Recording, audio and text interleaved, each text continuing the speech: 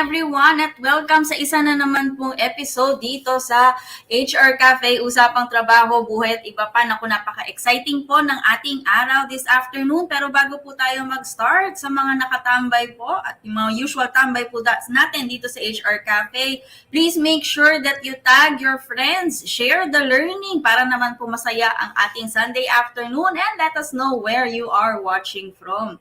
Ayan po. Naku, kumusta ka naman po, Mentor Tina? Kumusta po ang iyong araw so far? I'm doing very, very good. Please forgive the studio on the back, but I'm very happy to be here with the HR Cafe with Sir King Santos. I'd like to make a shout out to Miss Daisy Lacuanan Galianta. Congratulations in being inspiring.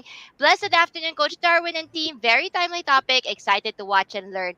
We also would like to welcome everyone to please leave your name, where you are from in the Philippines or overseas, so that we can give you a shout out. Ayan. At syempre po, kung ito po ang first time ninyo na tumambay dito sa HR Cafe, let me introduce to you syempre ang ating mga cafe servers. Pinangungunahan ni Coach Darwin Rivers, a multi-awarded HR executive with more than 20 years of progressive leadership and management experience, working with top Fortune 500 multinational companies. He's also the founder and president of the Philippines HR Group, the largest Facebook group for HR professionals here in the Philippines. Coach Darwin is a certified life coach, public speaker, and motivational speaker and HR consultant. Unfortunately, Coach Darwin ay cannot be with us right now, pero mukhang hahabol po siya.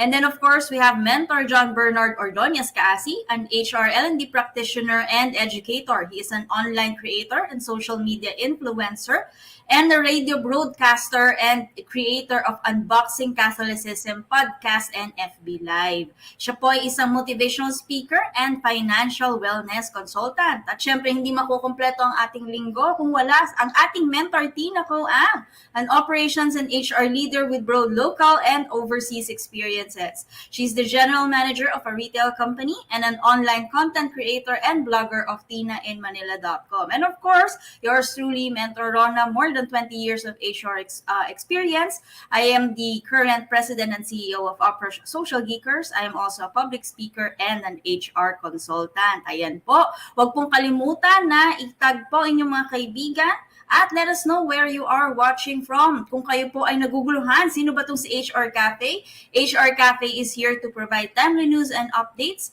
impart knowledge and experiences that are value-adding and beneficial to our audience, discuss problems, issues, and challenges, and provide answers and resolutions with the help of our guest resource speaker. Dito rin po natin tinatalakay ang mga bagong technologies, tools, and processes, as well as industry best practices. We are also a virtual job board, so we do job-related announcements. If you have any job opening, please send it to us para may announce po natin yan at ma-feature natin sa ating mga episodes. We are also here to bridge understanding between employers and employees and provide inspiration and motivation dahil bukas ay Monday. Ayan. At syempre, hindi po makukumpleto ang ating HR Cafe kung wala ang ating wow quote for the week. And our wow quote for the week is from Robert Half. Ang sabi po niya, time spent on hiring is time well spent. Ano po masasabi mo dito, Mentor Tina? I'd like to answer this with a question. Sa mga nanonood po sa amin, how long is your interview when you actually interview an applicant? Is it 15 minutes, 30 minutes, 1 hour, 2 hours? How much time do you actually spend getting to know the applicant who interviews in your company? I will answer my question then. Sa akin, I really spend a lot of time recruiting kasi very important talaga to get it right. Because you do so much effort in creating a culture for a very healthy, positive, happy culture in your company where everybody gets to know and really like each other. Productivity does decrease, morale decreases, and problems do arise when you hire bad apples into your organization. So for us talaga, when we hire, we really spend a lot of time getting to know the person professionally, what type of character they have, what sort of work attitudes they have, how do they think about problems, how do they think about your company, how do they think about you. Kasi it's better to screen them earlier before they enter the company than to actually pinasok mo lang sila kasi kailangan mo ng ikota yung pagpasok ng tao, tapos baka maipit ka sa isang tao talaga na ang hirap-hirap tanggalin at siya na ang palpak, nagagalit pa sa'yo. Ang laki talagang gulo pag ikaw ay nag-hire ng mali. So sa amin din, we hire very fast. And for example, for us, for my one office staff, we have actually gone through 12 applicants. Na parang we hired, we interviewed, tapos start namin, pero wala pa sigurong ilang araw na wala na po siya sa amin because parang hindi talaga okay in terms of competency fit, in terms of qualifications, attitude, and etc. Ma'am, bakit kayo masyadong mabilis at masyadong mapili? Kasi yan, ang pagtatrabaho, you spend even more time at work than you do at home. Right? You spend 8 hours sleeping, you spend 8 hours at work, pero kahit nasa sabay ka, nag-iisip ka pa rin minsan about your work, hindi ba? So it's very critical for organizations to hire correct, hire right, hire timely, and if you cannot find the right person, sometimes adjust than to hire the wrong person. And with that, before I turn over to Miss Rona, I'm going to greet Don Don from General Santos City. Welcome to the HR Cafe. Matilde Fernandez Belen is watching from Iloilo. Daisy, welcome back. And here watching from Manila, go Sir King Lennor Metier Consulting. So again, please leave your name, where you are from, so that we can give you a shout out. Rona, your thoughts on the wow quote of the week. Naku, tamang-tama yung sinabi mo, Mentor Tina. Ako, medyo agree ako kay Robert half. Half lang yung agree ko din. Kasi time spent on hiring is only well spent if you're hiring correctly. But if the time that you spend hiring is hindi pinag-isipan maigi, hindi organized yung kung paano nyo ginagawa, at hindi trained yung mga taong naggagawa or pa-process ng mga applicants, hindi kayo proactive on how you handle the applicants, naku, yung time spent nyo doon, nasasayang lang. Kaya nga paka-importante na talaga ang ating mga tao sa talent acquisition, sa recruitment, ay talaga naman pong bihasa, trained, at meron dapat kayong tamang proseso. Kasi yan po ang pinakaunang touch point po ng inyong mga candidates. So kung ang inyo pong talent acquisition process, ang inyo pong sourcing, ang recruitment ninyo ay hindi nagagawa ng maayos, naku, reflective yan ng kung ano ba ang kulang sa isang company. Ayan. Kaya nga marami, di ba? Maraming mga companies ang nahihirapan silang mag-hire kasi ang dami nila nakukuhang negative feedback pagdating sa online dahil hindi sila nagpo-provide ng rejection letter, hindi sila nagpo-provide ng updates, yan ang mga usual na reklamo ng mga applicants. So yan po yung sinasabi natin, dapat po maayos din po ang inyong hiring process para masigurado natin na yun nga ini-spend nyo na time sa pag-i-interview ay talaga namang time well spent dahil napaka-importante po ng hiring, unang-unang proseso po yan. At, syempre, kung meron tayong wow quote for the week, meron din po tayong HR question for the week. Can misrepresentation of your credentials during your application process be enough reason for termination even if you already have signed employment contract? Naku, madalas na question po ito sa ating Philippines HR group. Pwede ka bang ma-terminate kung kunwari nagsinungaling ka sa application mo? Ano pong masasabi mo dito, Mentor Tina? 100% definitely following due process, because this is really dishonesty, which is serious misconduct and an intent to fraud your way into the company. So this is a just cause for termination, and if you are caught at any point of time in your career, even if you are already a senior VP or a CEO, the company can, upon discovery, terminate you for dishonesty, serious misconduct, and fraud following due process. Now, for me lang ha, personal note, why would, eto lang, why would you want to lie about your credentials? Now, a lot of people may want to do so because they want to jump higher in their career. They want to enter or try another job role that they've never tried before and is close to them because they are probably not qualified, kulang ng credentials, kulang ng years of experience, kulang. But let me warn everyone who attempts to do this. The career is very long. It's not just about a job. Once you lie on one job, you have to continue the lie on the next succeeding jobs. And matagal po from the age of 20, 21, 22, 23 up until your retirement of 65 years old. Especially when you are entering into employment with somebody else, mahuhuli at mahuhuli din po kayo. If not by one company, by the second company. You cannot keep this lie ongoing for a long time. Okay? Let us repeat that. And sayang din, kasi kahit anong pagod mo, sacrifice mo sa career mo at nakaabot ka na sa posisyon na gustong-gusto mo, puwede ka pong matanggal 'pag nahuli ka po na nag-lie sa credentials mo. And this happens not just in the Philippines, but everywhere else in the world, even in the first world countries. No matter how good you are, you can still be terminated. 'Di ba kasama 'to sa Suits? Sino ba yung ano Mm. na yung lawyer na yun na sabi niya kulang daw siya ng Harvard degree. And then the Correct. person kept his job. And there's many seasons about it. This only happens in fairy tales, not in real life. There is a bigger chance that you will be terminated once you are found. Ito lang sa akin. Why be insecure about your lack of credentials? If you do not have the credentials, take the time and effort to gain those credentials even on your part-time, spare time, night time. Because over time, you will be able to achieve it parang correctly and confidently. Why lie? Sa akin, I love high school graduates. Sa akin, I don't think that high school graduates are any dumber than a college graduate. They are about the same. The only difference is the insecurity. If the lack of credentials make you insecure and make you fearful, then take the time, effort, and money to gain those credentials instead of lying about it. My point.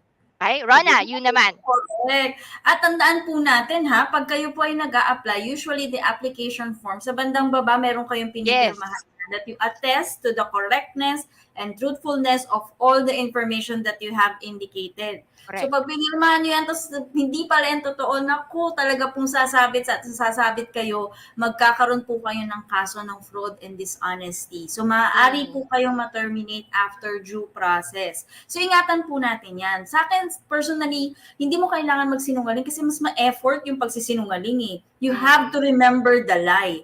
And you know, once you start lying, ayan, dire-diretso na. Ito nga sabi ni Mentor Tina, di ba nga sabi ni, alam ko si Shakespeare ata yun eh, oh, what tangled lies we Oh. weave when we practice to deceive. Di ba? Magkaano yan, magkakarugtong-duktong yan, magkakandagulo-gulo ka na, hanggang sa ikaw din mismo hindi mo na malaman kung ano yung totoo at Mm. hindi totoo. So why lie? Why is there a need to do that? Kung kulang ang credentials, then let's exert effort para makompleto Mm. ang credentials. Kung hindi ka talaga qualified but you want the work, mag-apply ka but be truthful about what Mm. you can and you cannot do. Kasi minsan, sa totoo lang, may mga companies that if they see that you are really Yes. willing, even if you do not have the credentials, but if they can see your passion, the fire in you, yung talagang gusto mong matuto, they can give you a chance to join their company. So, hindi nyo na kailangan pa magsinungaling. Kay edad man yan, kay buntis, hindi buntis, o kung ano pa man, hindi nyo kailangan ipagsinungaling yan. Pag hindi kayo natanggap dahil kulang ang credentials, then that means it's not yet the time for you. Kasi tatandaan natin ng mga recruiters, may sinusunod din niya ng prinsipyo. Right Mm. person, Correct. the right position at the right time. It's not the right time for you. Work on your credentials, work on what it is that you need to have para makonsider ka doon, and then reapply in the future. Wala naman nagsabi na pag hindi ka natanggap, bawal ka na mag-apply ulit eh. Apply lang ulit. Okay, kayo po mga kapatid sa pananampalataya, ano po ang masasabi niyo tungkol sa ating HR question of the week?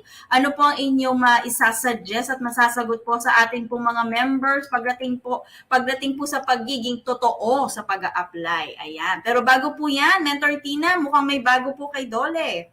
Yes, Dole is somewhat happy to announce that given their January 2022 labor force survey, was shown that the 6.4 unemployment rate was achieved despite keeping most of the regions under alert level 3, that we actually battled the effects of the Omicron variant last January and the onslaught of Typhoon Odette. Okay, so Dole remains consistent in supporting initiatives that will sustain recovery of the labor market and help Filipinos attain full, decent, and productive employment. Mga kababayan, alert level 1 na. Lahat ng tao bumabalik na po. Pabalik na tayo. Ito yung moment na inantay natin over the last 2 years. And it is now time for us to report to work.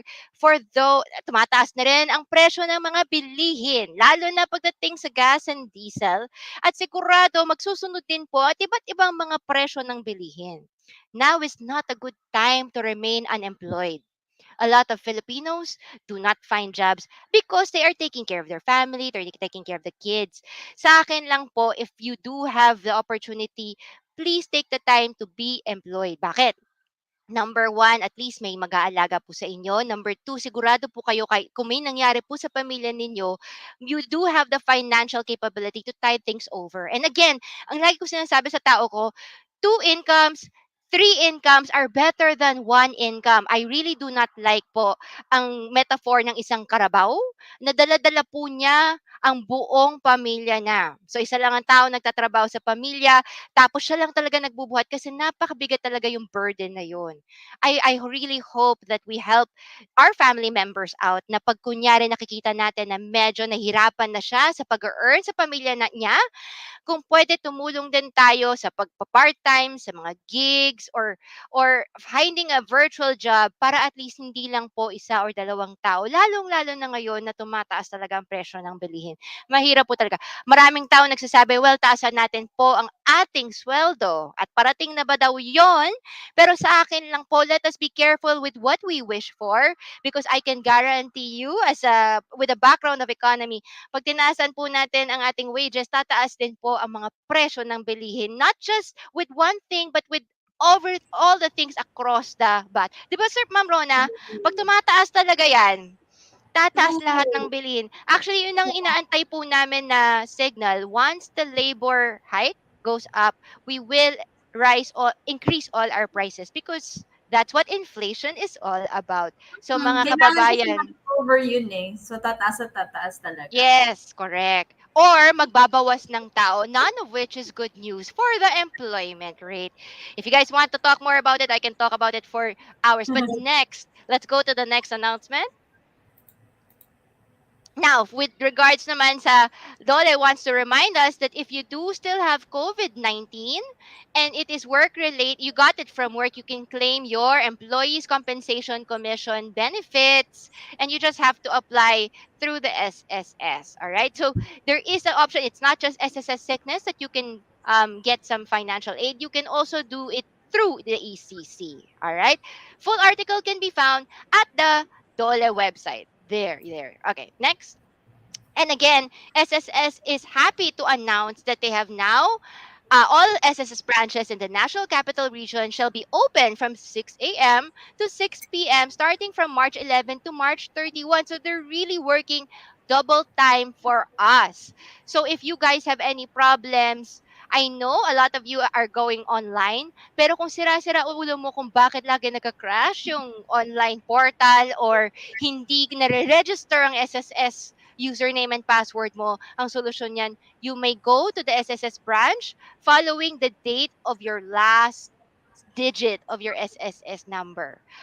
Kung ayaw pumila, my.sss or do so at the mobile app. Next.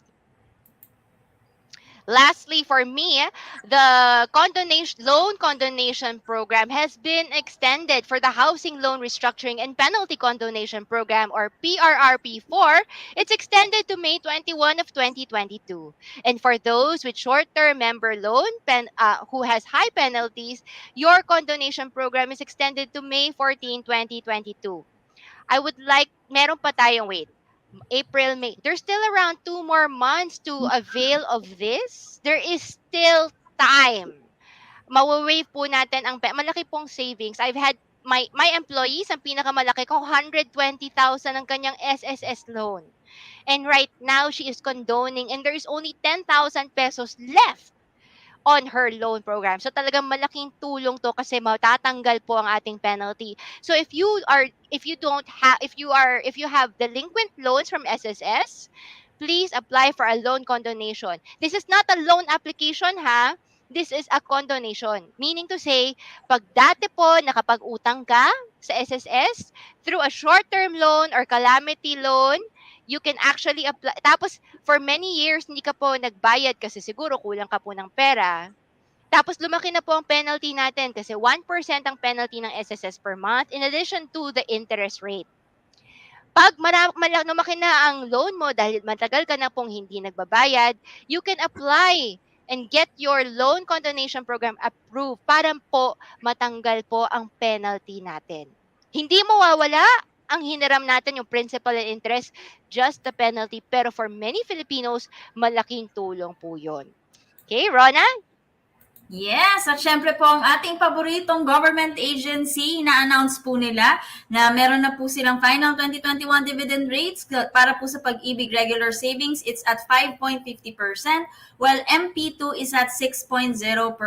So ito po, ang sabi rin po ng Pag-ibig, itong kanilang record high, 31.79 billion as 2021 dividends. Ayan po. Sabi ng ito pong amount na ito ay na-approve po ng Pag-ibig Fund Board of Trustees, declaring the record high amount of over 31 billion which shall be credited directly to the member savings account.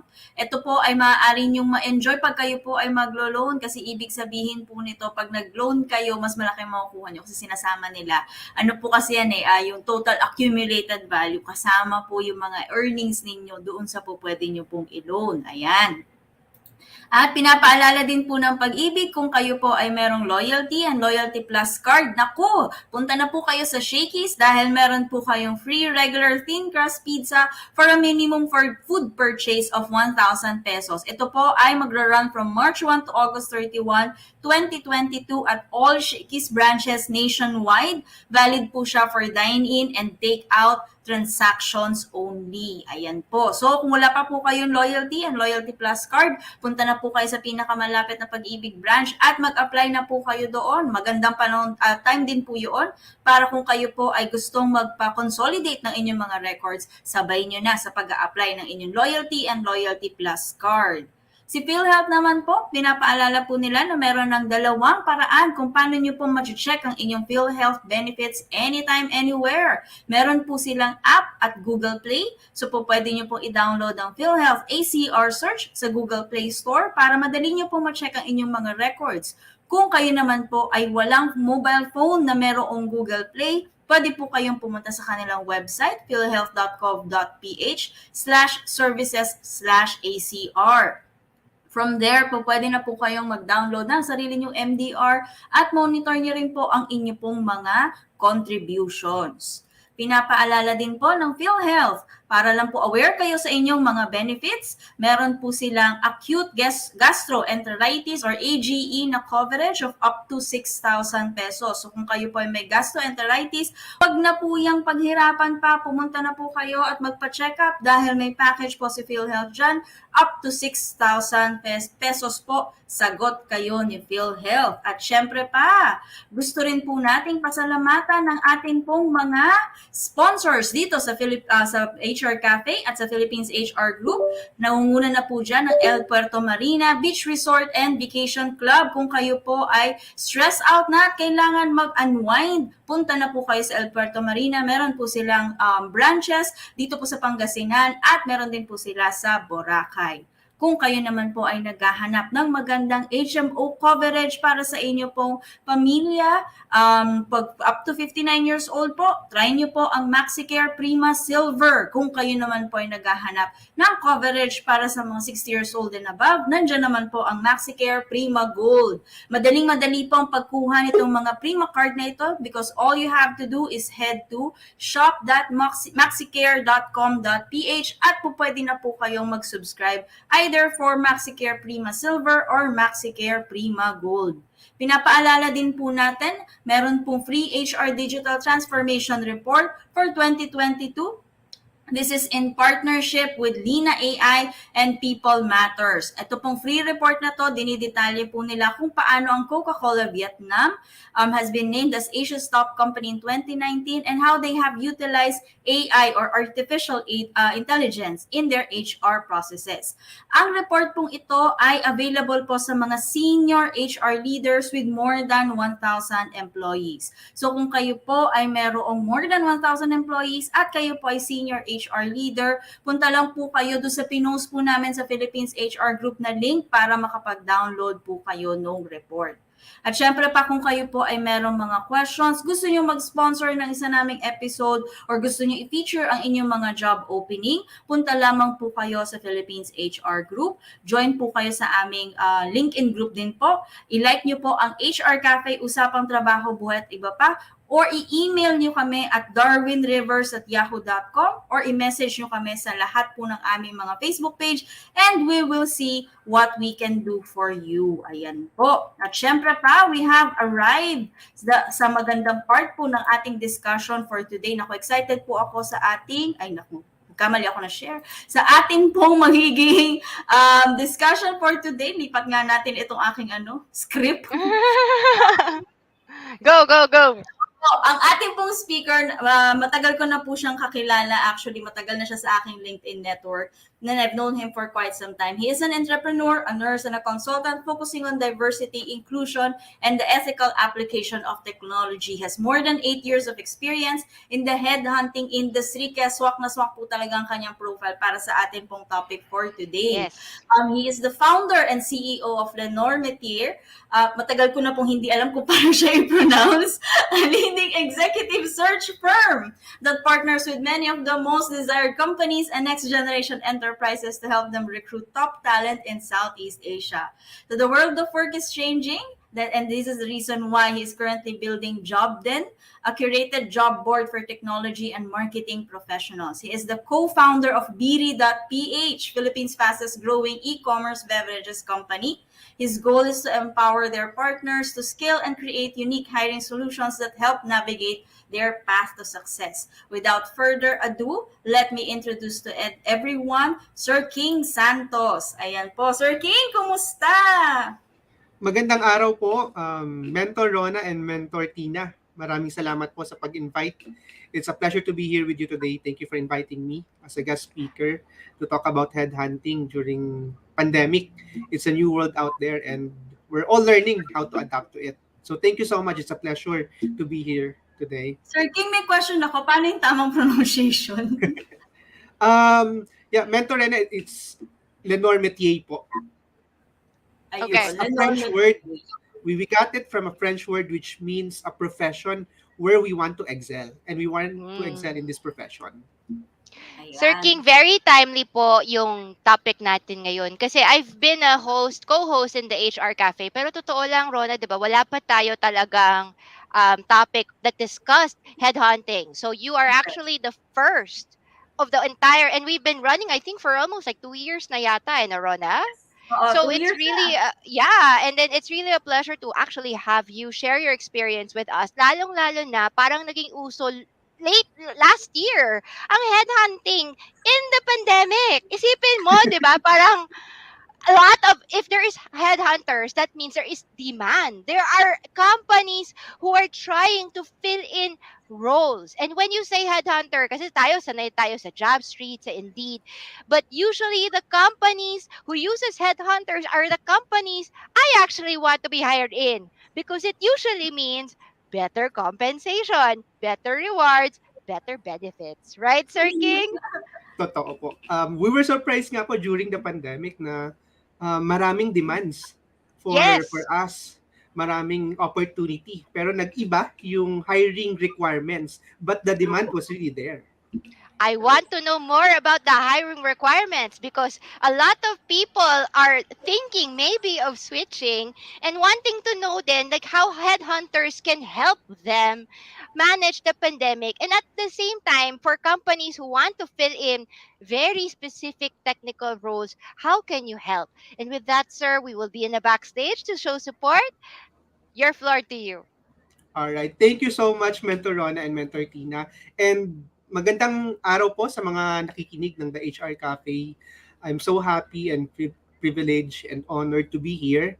In my role as a headhunter, I've had the opportunity to work po with some wonderful people to go on the exciting things in their career, and also being able to help business owners find the right person they need to take their company's success to the next level. So right now, we will talk about headhunting during pandemic.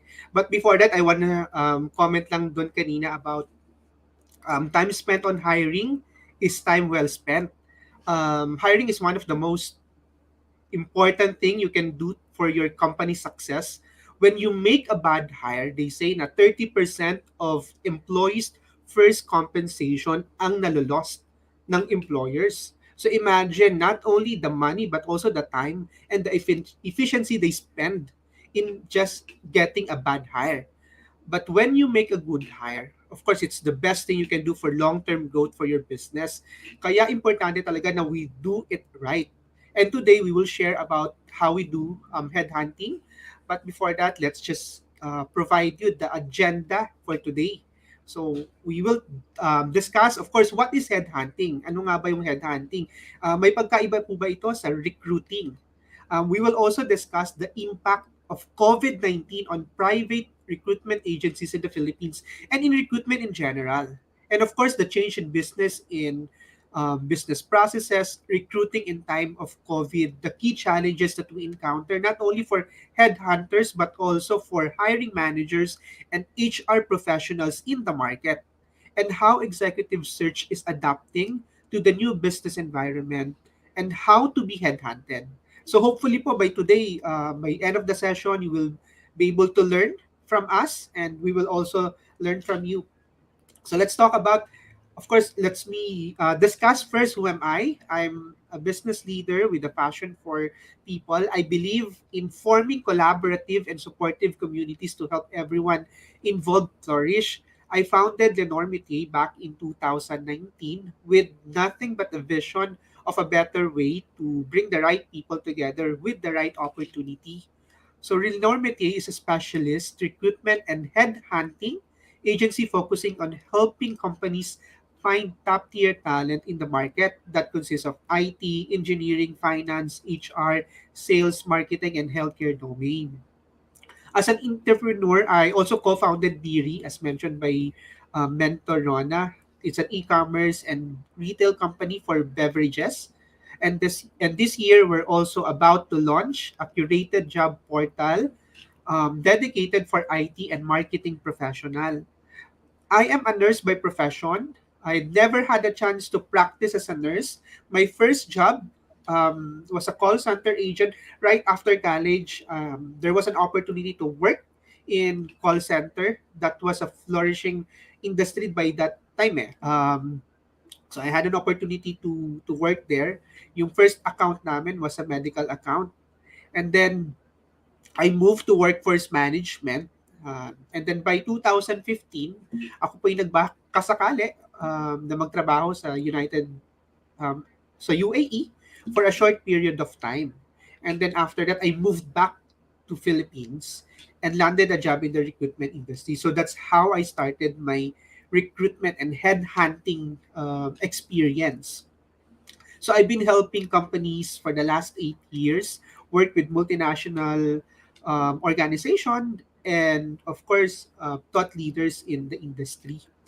At kaming mga headhunters, I would say, no, ito po yung um, madalas nakikita ninyo. Mga famous lines ng mga headhunters. So sa mga nakikinig po sa atin ngayon, I have one question for you. Are you familiar with this? I don't know who you are. I don't know what you want, but I will look for you and I will find you. So yung mga nakikinig po natin, have you ever received a call from a headhunter or recruiter? Just hit the like button lang po.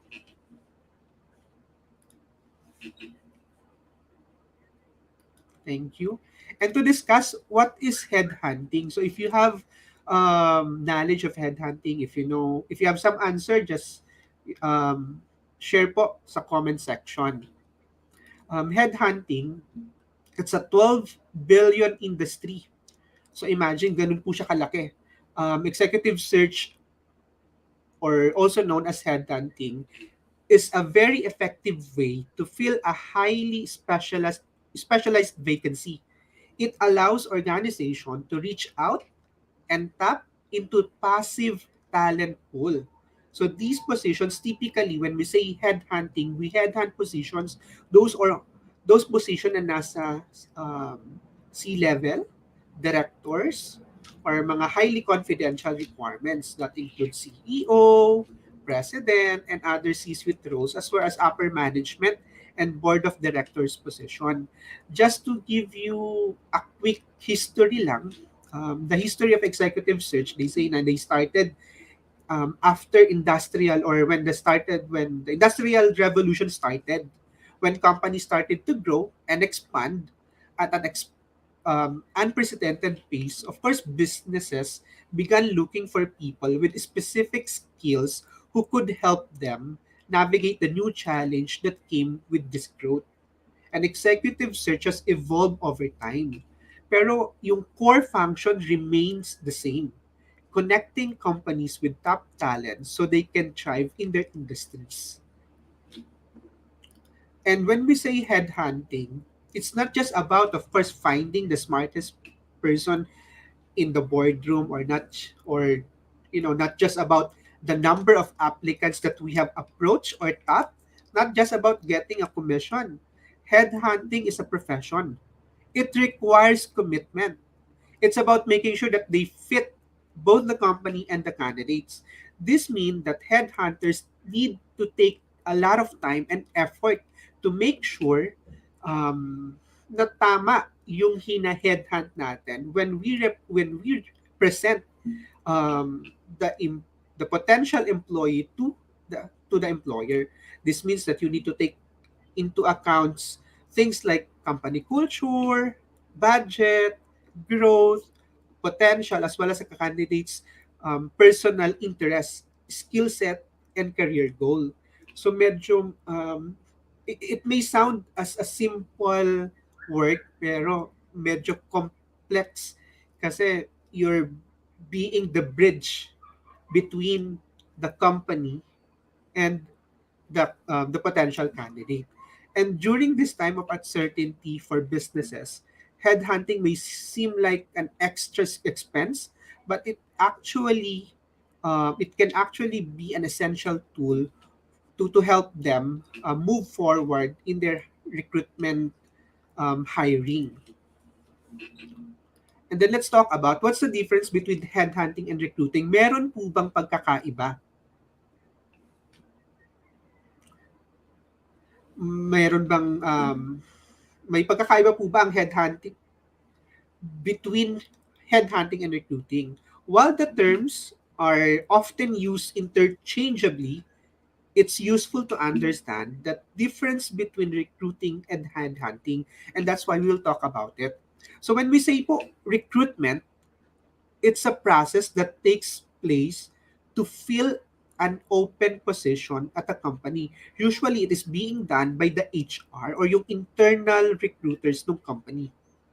In contrast, when we say headhunting, it is a general term used to describe engaging with a third party, such as Lennor, Metier, or any other third party recruitment agency to source candidate for executive jobs. So as mentioned kanina, ito po yung mga position na CEO, President, Directors, Board of Directors. Pero throughout the years, nagbago na rin po. So hindi na nakafocus sa mga executive level, but also those positions that are hard to fill.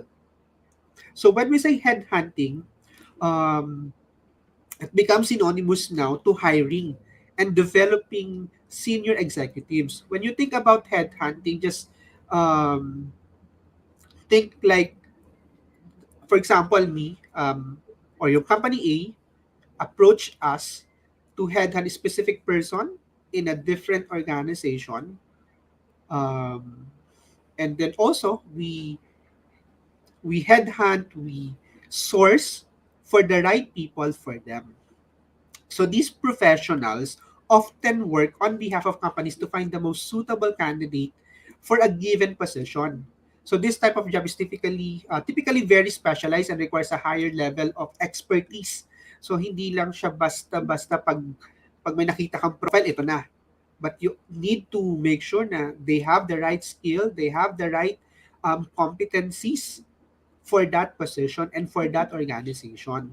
And to be able to be successful in headhunting, you need to have, of course, not also communication skills, but also your research, your negotiation, and human resource, and being able to understand them because you act like a consultant. You represent not only the organization, but you also represent the employee. So you are the middleman. So you also need to be able to understand how the recruiting industry works and how it can help you find the right candidate for your company. Alam naman po natin, no, na every company is different and every candidate is unique. So headhunters need to be good at understanding how those differences will affect whether or not a particular candidate is suitable for the role. This can be challenging when companies want certain things in a candidate but don't always know how to describe them in ways that make sense to headhunters. So minsan kasi may mga companies, they will just, okay, I need a CFO. And then yun lang.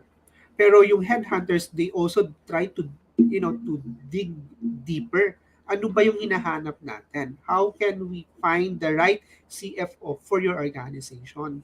So it can be tricky for candidate also to looking for certain things in an employer but don't always know how to articulate them. So may mga passive candidates na, of course, they're not looking for an opportunity but they will be open if there will be the right opportunity for them. So the next is, naniniwala po ba kayo na did COVID-19 really change the face of headhunting forever? Or let's say in recruitment, did it change the recruitment in general? Just ano lang po, no, yung inyong reaction. If you believe na it changed the recruitment, and then if you don't believe it changed the recruitment, just use the emoticon reaction to vote.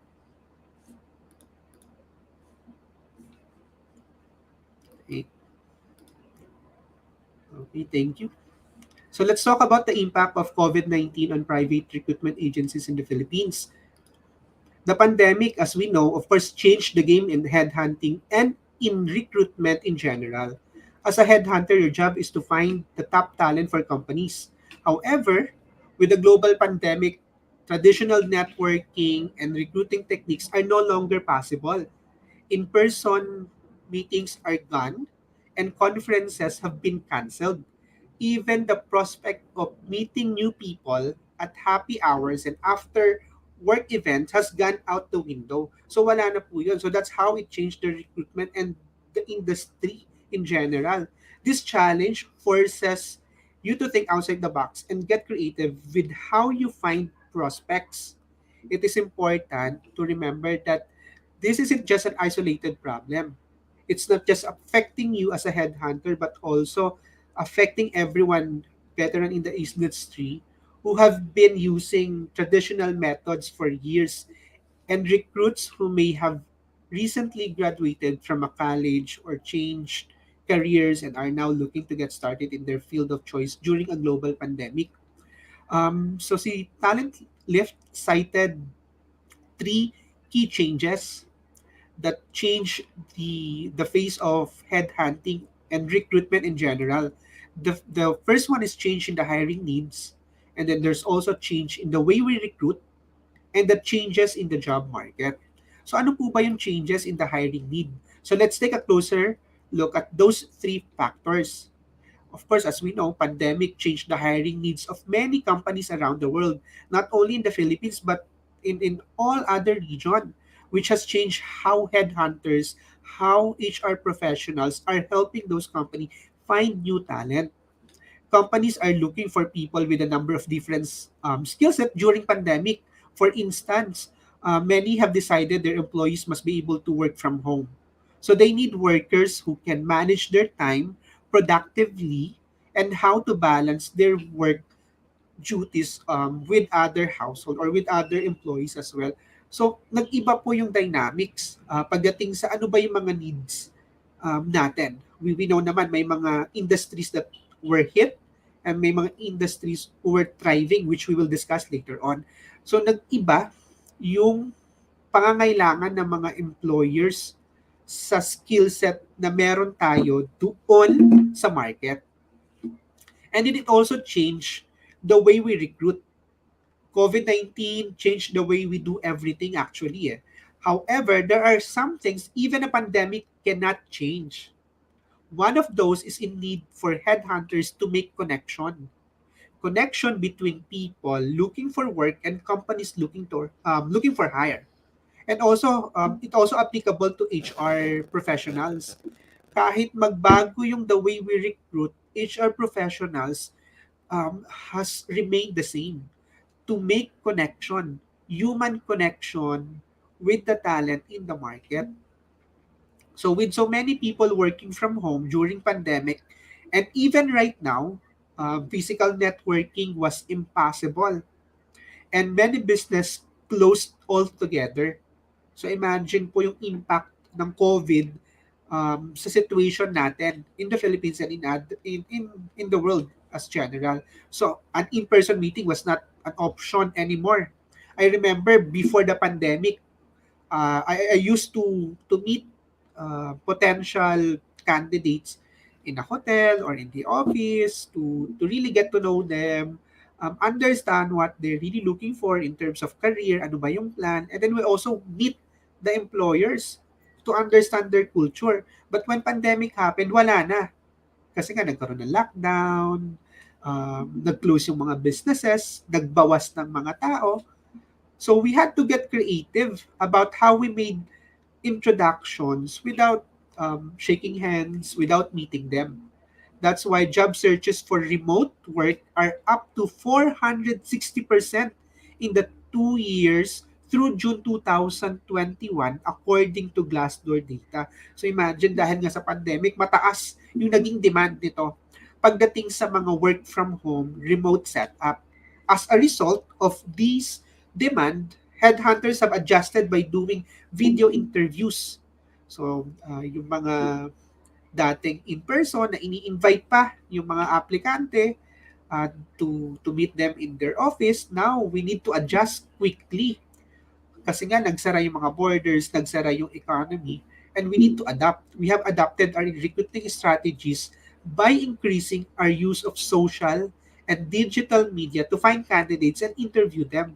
So, I'm pretty sure na yung mga listeners natin naka-encounter na nito during pandemic, tinatawagan na sila through phone, Viber, WhatsApp, and then conducted interview through Zoom, through MS Teams, or Google Meet. So, yung iba pang mga video conferences platform. So, nagbago kung paano natin how we recruit people, how we interact with them because of the pandemic.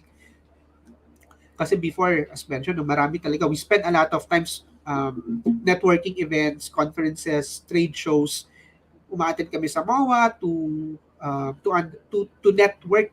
And during the pandemic, nawala siya. Kaya kailangan mag-adjust. And then not only the headhunters but also yung companies kailangan mag-adjust. And then the candidate as well, they need to adjust. Kasi nga hindi na natin kayang gawin yung mga ginagawa natin in terms of recruitment pre-pandemic. So instead, we relied heavily on digital channels primarily. Of course, that protects the health of the recruiters, the companies, and the families of um, the people involved in the recruitment. And then, of course, the last changes is changes in the job market. It's been challenging years for many of us. I know marami sa inyo na may kakilalang nawalan ng trabaho or nabawasan yung work hours nila during pandemic. So it's not just yung Philippines but yung mga kakilala mo, yung ibang bansa, pare-parehas tayo ng naranasan during the pandemic. But perhaps one of the most difficult has been navigating changes in the market. It changed everything. The economy shifted, jobs were lost, or changed overnight, and businesses everywhere were scrambling to adapt. The job market it become more competitive with many people looking for work at once. Ang problema po, ang naging challenge natin, maraming nawalan ng trabaho, pero yung mga kailangan po natin na mga skill set during pandemic, hindi po wala yung mga skill set na yun doon sa mga nawalan ng trabaho. Kaya kahit maraming talent, meron pa rin tayong problema sa paghahanap dahil hindi nagmamatch yung skills doon sa demand that we have right now in the market, which result, of course, because of the pandemic, nag-iba na yung demand. So ito po yung mga 5 challenges faced by recruiters, headhunters, and HR managers during pandemic. The first one is, of course, the hiring budget cut. Dahil sa pandemic, bumaba yung sales, kailangan nilang mag-cut ng hiring budget. So yung ibang mga requirement were put on hold or hindi na kinontinue. And then, during the peak of pandemic, firing instead of hiring. Maraming nawalan talaga. Kasi businesses need to adapt. They need to pivot. They need to save money to keep the business afloat. And then recruitment digitization. Hindi naman po lahat nakasabay agad sa digitization in terms of recruitment. But companies and headhunters, they adjusted, no? Para lang to meet the demand and to work on the new normal. And then, of course, difficulties filling jobs. Bakit po may difficulties filling jobs? Because yung skill set, magkakaroon tayo ng skills gap. So, iba yung demand sa meron tayo ngayon sa market. And then, high volume hiring. Bakit po magkakaroon ng high volume hiring nagpa-fire nga yung iba? Yes po, hindi naman po lahat ng industry nawala ng trabaho or yung na-hit talaga badly by pandemic. May mga industry na nag-thrive during pandemic. Doon nagkaroon ng mga demand. Doon nagkaroon ng high volume hiring. So ano po ba yung mga industries na yon? Itatakal po natin later on. But in terms of unemployment soared to 17.7% in April 2020. That's the peak of pandemic, equivalent to 7.3 million jobless Filipino amid the coronavirus pandemic. So imagine, di lang po yan statistics. Kilala nyo po, meron posibleng isa sa 7.3 million jobless Filipino, kaibigan ninyo, pwedeng family, or pwedeng kayo rin po, yung mga listener. Isa ito sa mga statistics. So imagine yung impact nito na nagawa sa industry and sa Philippines economy. As you can see the data, 2018 meron tayong 5.3. And then 2019, medyo nabawasan slightly, 5.1. And then pandemic happened, 7.3. 7.3 jobless, equivalent to 17.7%. So that's almost thrice the number of unemployment rate during 2019. All regions reported double-digit unemployment rates in the Philippines in April 2020. Bangsamoro Autonomous Region suffered the worst at 29.8, and country's unemployment rate in April 21 was estimated now last year 8.7 kasi nag-start to relax, bumalik yung economy, not fully in 2021, so nabawasan. Pero malaki pa rin po yung impact nito na nakikita natin sa industry. And then of course, the impact of COVID-19 on the Philippines economy. The first impact is the GDP, or ito po yung total market value ng mga goods and services produced by Philippines economy during a specific period of time. So during 2020, nabawasan po tayo ng 9.5% in 2020. The pandemic caused the Philippine economy to decrease or decline to its lowest level since World War II, with GDP of 9.5 in 2020. It's the worst drop since the records began in 1947. And it's also the first time the economy has shrunk since 1998 when it contracted by 0.5% when the tightest lockdown was implemented in the second quarter of 2020. GDP fell as low as negative 16.9. And then of course, nagkaroon din po ito ng impact in terms of foreign direct investment. Yung mga, of course, mga foreigners who invest in the Philippines. Kapag nag-invest sila sa Philippines, it will give opportunities employment. So nagkaroon ng decrease 24.6 to 6.5 billion in 2020, down siya from 8.7 billion in 2019. And then there's also an impact in terms of debt or yung utang po. As a result of the COVID-19, the Philippines national debt increased by 26.7 to 9.7 trillion in 2020. Kasi po mababa yung GDP, kailangan natin umutang para tugunan yung pangailangan natin in terms of healthcare, employment.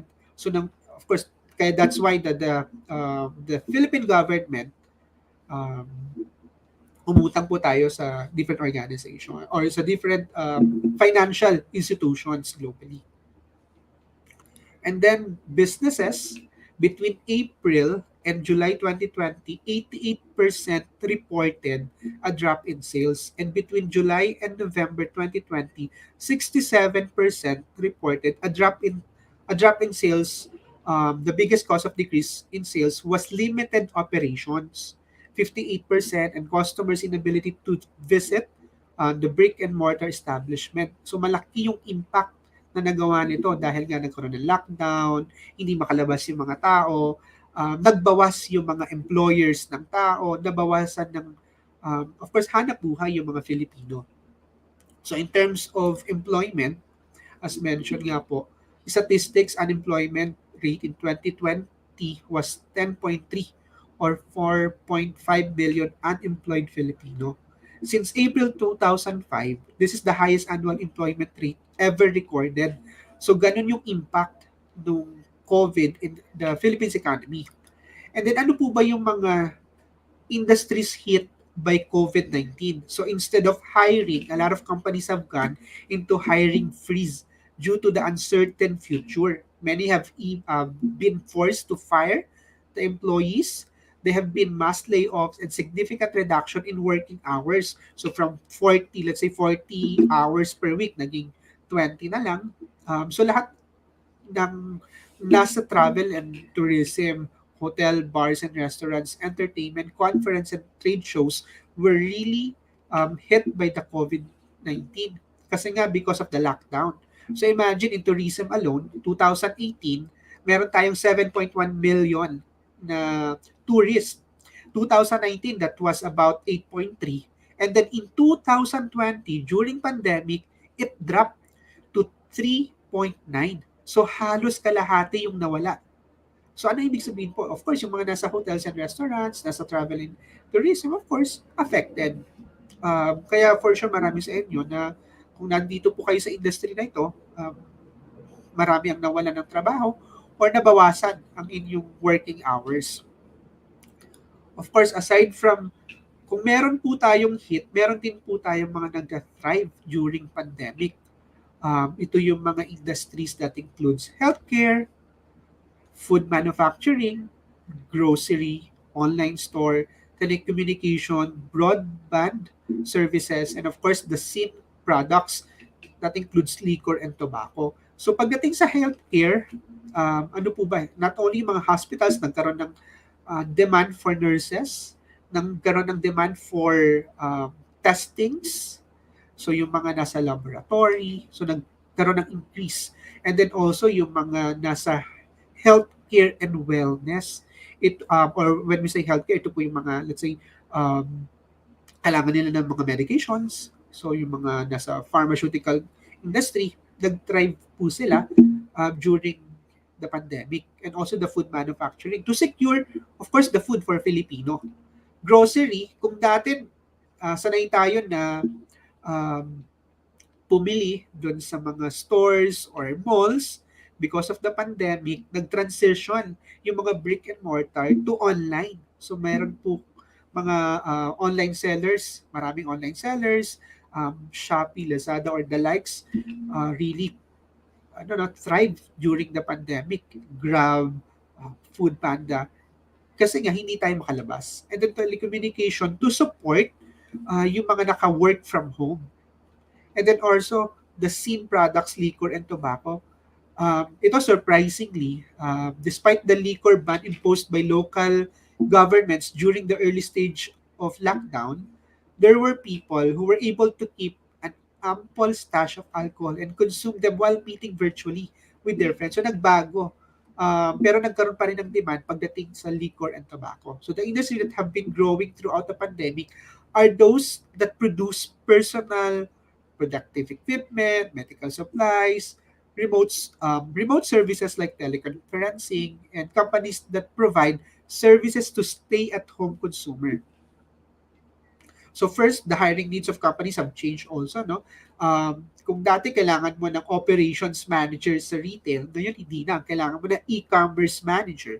Or kung kailangan mo dati ng marketing that handles yung mga offline, ngayon naman ang kailangan mo digital marketing. So nagbago yung demand, nagbago rin yung skills na kailangan ng mga companies to meet the demand um, during the pandemic. And even now, we still experience the same need.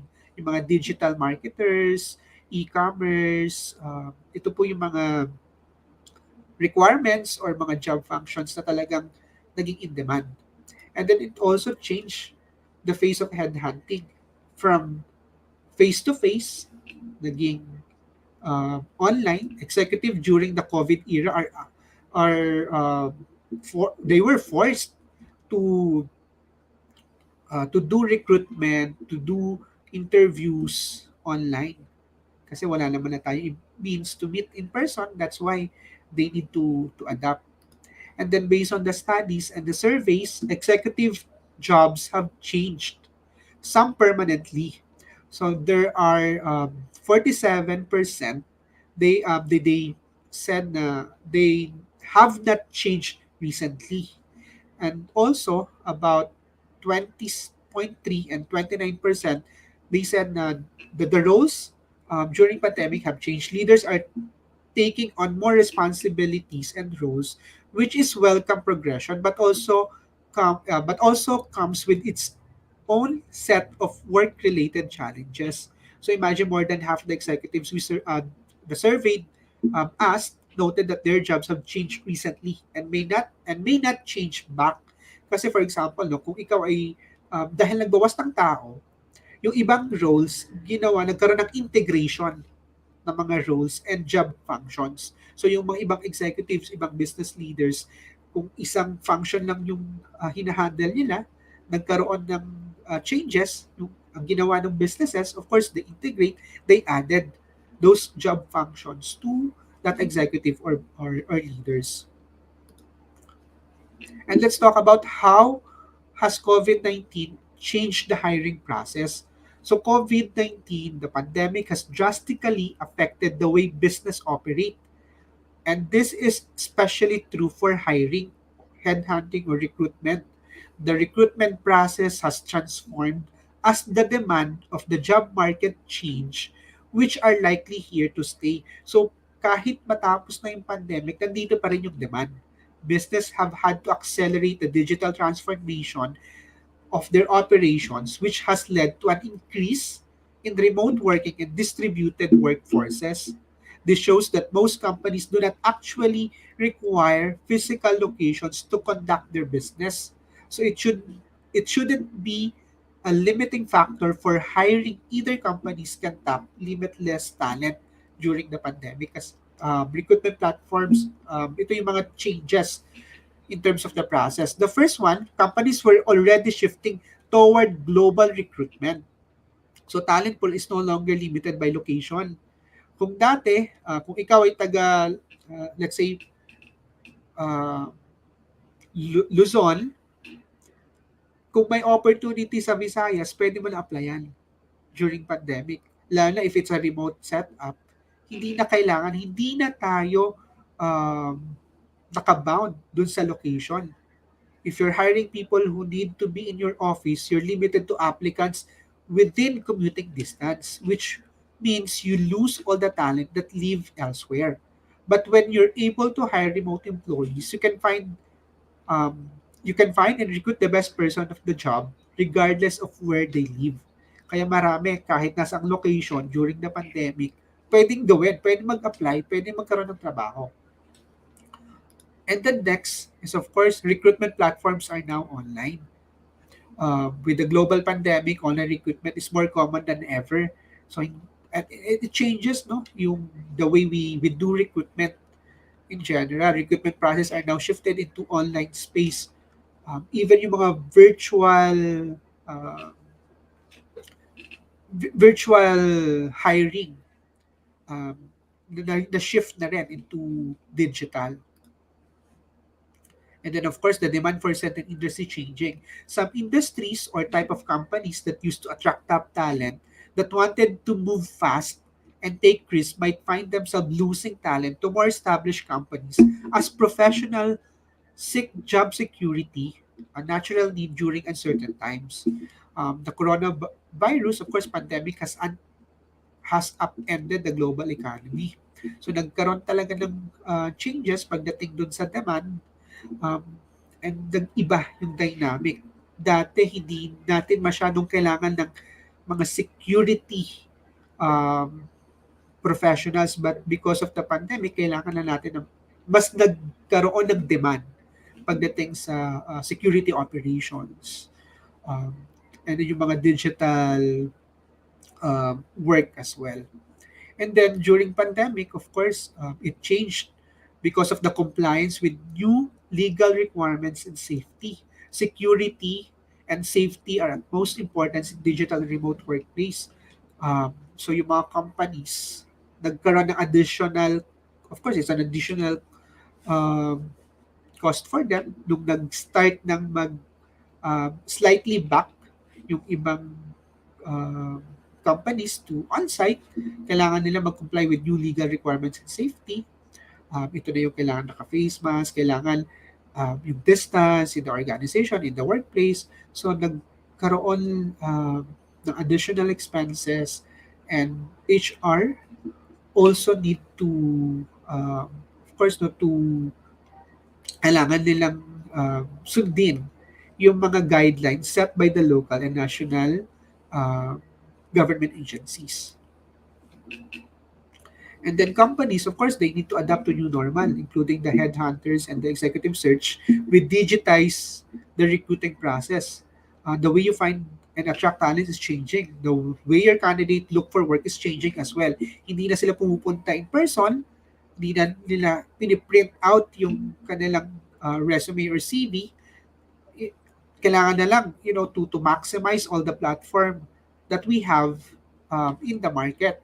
And then also companies have invested in candidate relationship management. So ito yung mga CRM to to at least promote pa rin yung relationship between the employer or the recruitment consultant or the HRs and the applicants. And then of course, we need to adapt to new normal by working from home and increase brand awareness. So mas naging importante yung brand awareness, yung company branding, employer branding during pandemic. Kasi wala na tayong means to check. Uh, but just by of course yung uh, comments or yung mga feedback from people who work from that organization. And during pandemic, ito po yung mga top 5 in-demand job skills during COVID-19. So nagkaroon ng increase in terms of crisis management and problem solving, digital engagement, emotional intelligence, cultural competence, and data literacy. When we say crisis management, of course, during a crisis, there's never a clear guide for how to survive. In our current pandemic climate, companies must determine who will manage and solve a problem. Being a good crisis manager means being flexible, agile in the face of changing priorities, and innovative with the problem solving. Over 90% of the mga employers want to seek problem solving skills on candidates' resume, especially for business leaders. Those who excel at crisis management boast short and long term planning abilities and make great proactive problem solvers. They also possess agility and adaptability and are able to think through all possible scenarios and solutions during a crisis. And then a demand for digital engagement. Companies around the world have increased digitized their operations and processes. Some most in demand computer and digital engagement skills include social media, sorry, hold on, mobile, video, social media marketing, and content marketing. And also healthcare provider, for example, ng offer health appointments. So ito yung nauso na yung mga teleconsult. While grocery stores and restaurants have expanded their contactless and gross delivery options. Meanwhile, schools are, of course, still figuring out how they can give students an equally satisfying, engaging learning experience online. And then the emotional intelligence. Having an emotional intelligence as a leader is critical for building and sustaining key personal relationships. Research by Talent Smart determined that emotional intelligence is responsible close to 60% of a worker's job performance. Moreover, 9 in 10 top performers were found to possess a high level of emotional intelligence. Of course, being able to empathize with your people during a crisis or during a pandemic is really important. So ito yung skill set na hinahanap ng mga employers during the COVID-19, and also we're also seeing the same skill set right now. And then, of course, the cultural competence. Millennials are the most diverse generation yet. As business and organization become more diverse, being able to work with employees who have different social identities, example, religion, age, gender, sexual orientation, and race. So, nagkaroon ng demand pagdating sa cultural competence. Then, of course, the data literacy. As we know naman, because of the digital transformation that happened throughout the pandemic. And then, kung may mga in-demands, nagkaroon din tayo ng mga emerging roles. 87% of the software developers are in employment kasi kailangan nating i-digitize lahat ng operations. Kung dati, let's say, meron kang store, brick and mortar, kailangan magkaroon ng website for your customers to be able to purchase and for you to be able to sell your services and your products. And then nagkaroon ng demand for digital marketers. Ito na yung mga SEO, PPC, at yung pa pang mga paid medias. And then nagkaroon din ng demand for business analysts. That's over 160%. Also the demand of 150% for global cybersecurity market. Kasi nga lahat tayo naka-work from home. So malaki yung naging demand. Nagkaroon ng increase pagdating sa skills and roles related to cybersecurity. And then of course, 75% of in the rise in demand for machine learning or ito yung mga artificial intelligence job. And then the new type of workers in the past, classifying workers, were relatively simple. They were either full-time or part-time. But now we have nagbago na. Meron tayong tinatawag na higher gig workers. Ito yung mga independent contractors engaged on a temporary basis, spurred by the rise of companies like Uber, DoorDash, e-courier. So nagkaroon ng demand. So yung iba, may kita mo na nasa Upwork. Ito yung mga temporary or independent contractors. They're creating gig works. And then, of course, we need the new type of workers. The gig economy grew, as did the number of business experimenting with new approaches to workforce strategy. At the same time, the remote work became more familiar. Industries like technology, finance, and professional services search for more candidates regardless of their location. Talent around the world is now within anyone's reach. And then, of course, we need to digital the work. At the height of the pandemic, as hiring fell and unemployment rose, many employers set their talent acquisitions team to work strengthening pipelines and adapting new technology. In some cases, recruiting continued to be business, so the business could be kept running. In others, of course, executive, they wanted to make sure they could quickly resume hiring once the economy recovered. So, as surveyed by LinkedIn, it found that 81% of talent acquisition professionals believe virtual recruiting will continue to be used post-pandemic. 70% believe digital interviews will become the standard. And then of course, nagkaroon ng changes in terms of diversity, equity, and inclusion. One industry survey found that 67% of active and passive job seekers said that diversity is an important factor when considering companies' job and offers.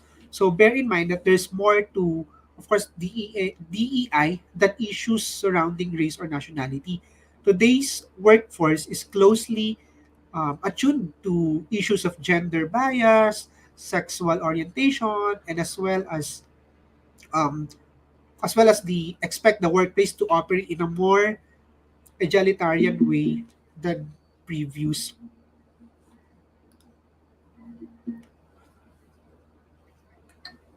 So the future of work trends post COVID, ano na ba yung hinaharap natin ngayon, no, after pandemic?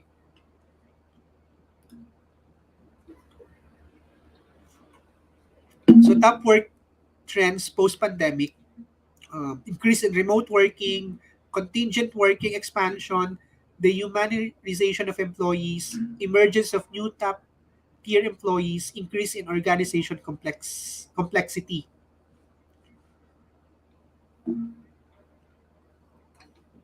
A recent Gartner poll showed that 40% or 48% of employees will likely work remotely at least part of the time after COVID versus 30% before the pandemic. So yung preference of employees have changed.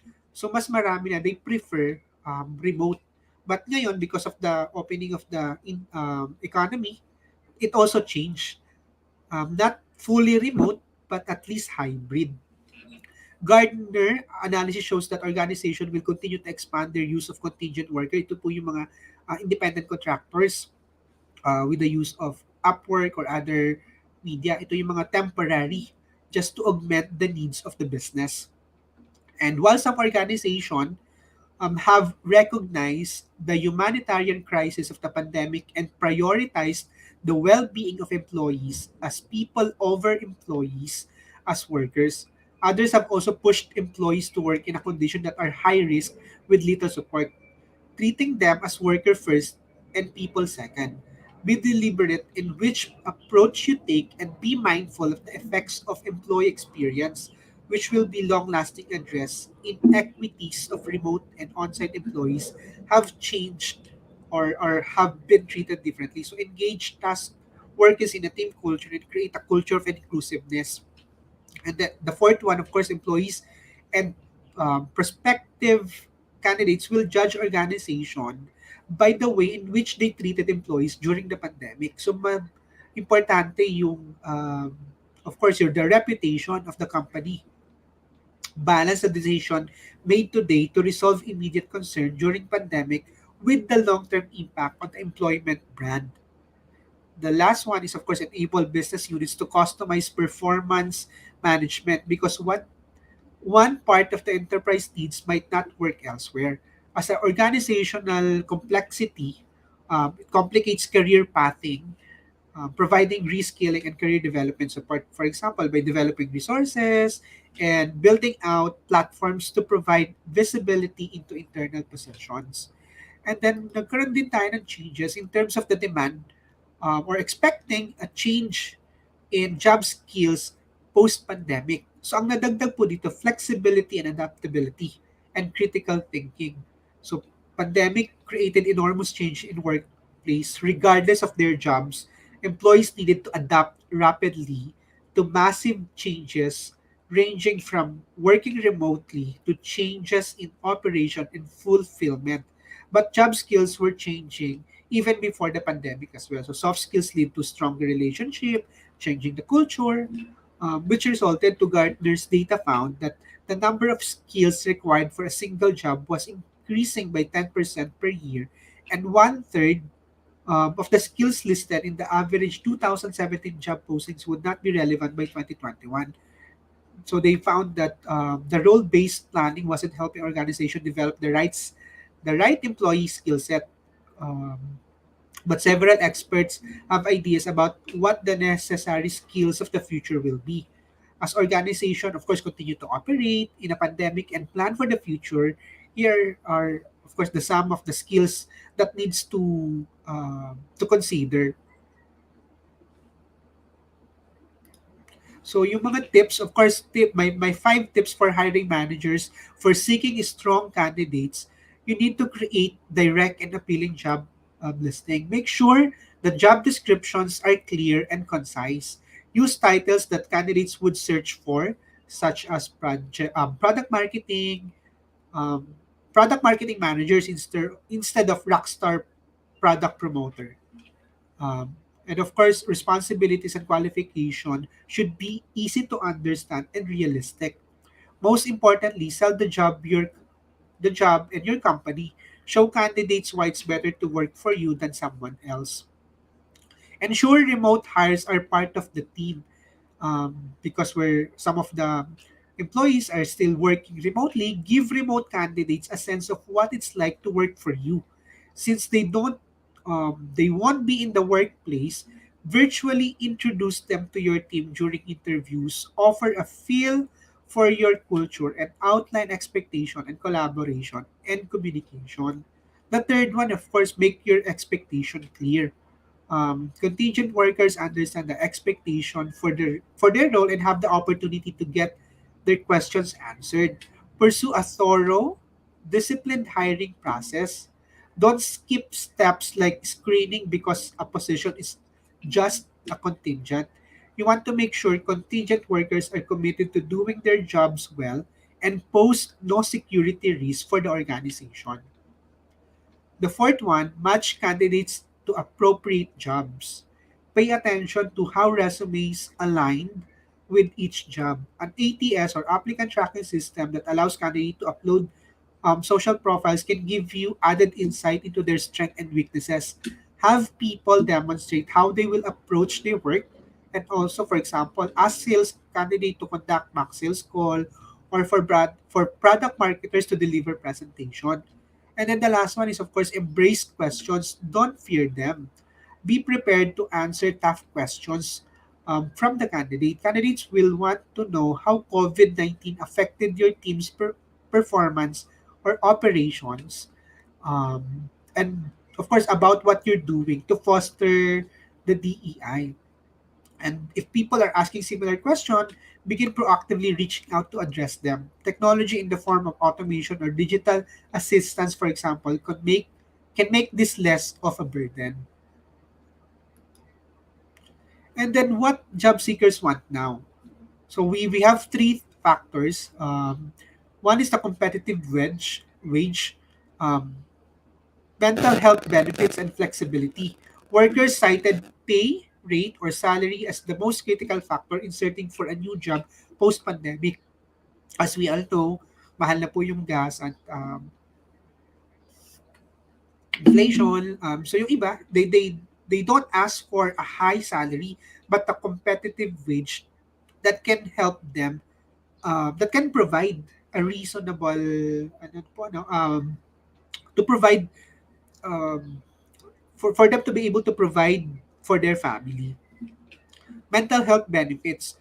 So isang factor na hinahanap ng mga job seekers right now is the mental health benefits. Feeling of isolation from the last 2 years, work and family related stress, and grieving loved ones have put people through the ringer. So importante sa kanila, from executives or even all level of employees, to have a support in terms of mental health benefits. Flexibility as well. Remote job is here to stay. 80% of employees want to switch to hybrid after pandemic.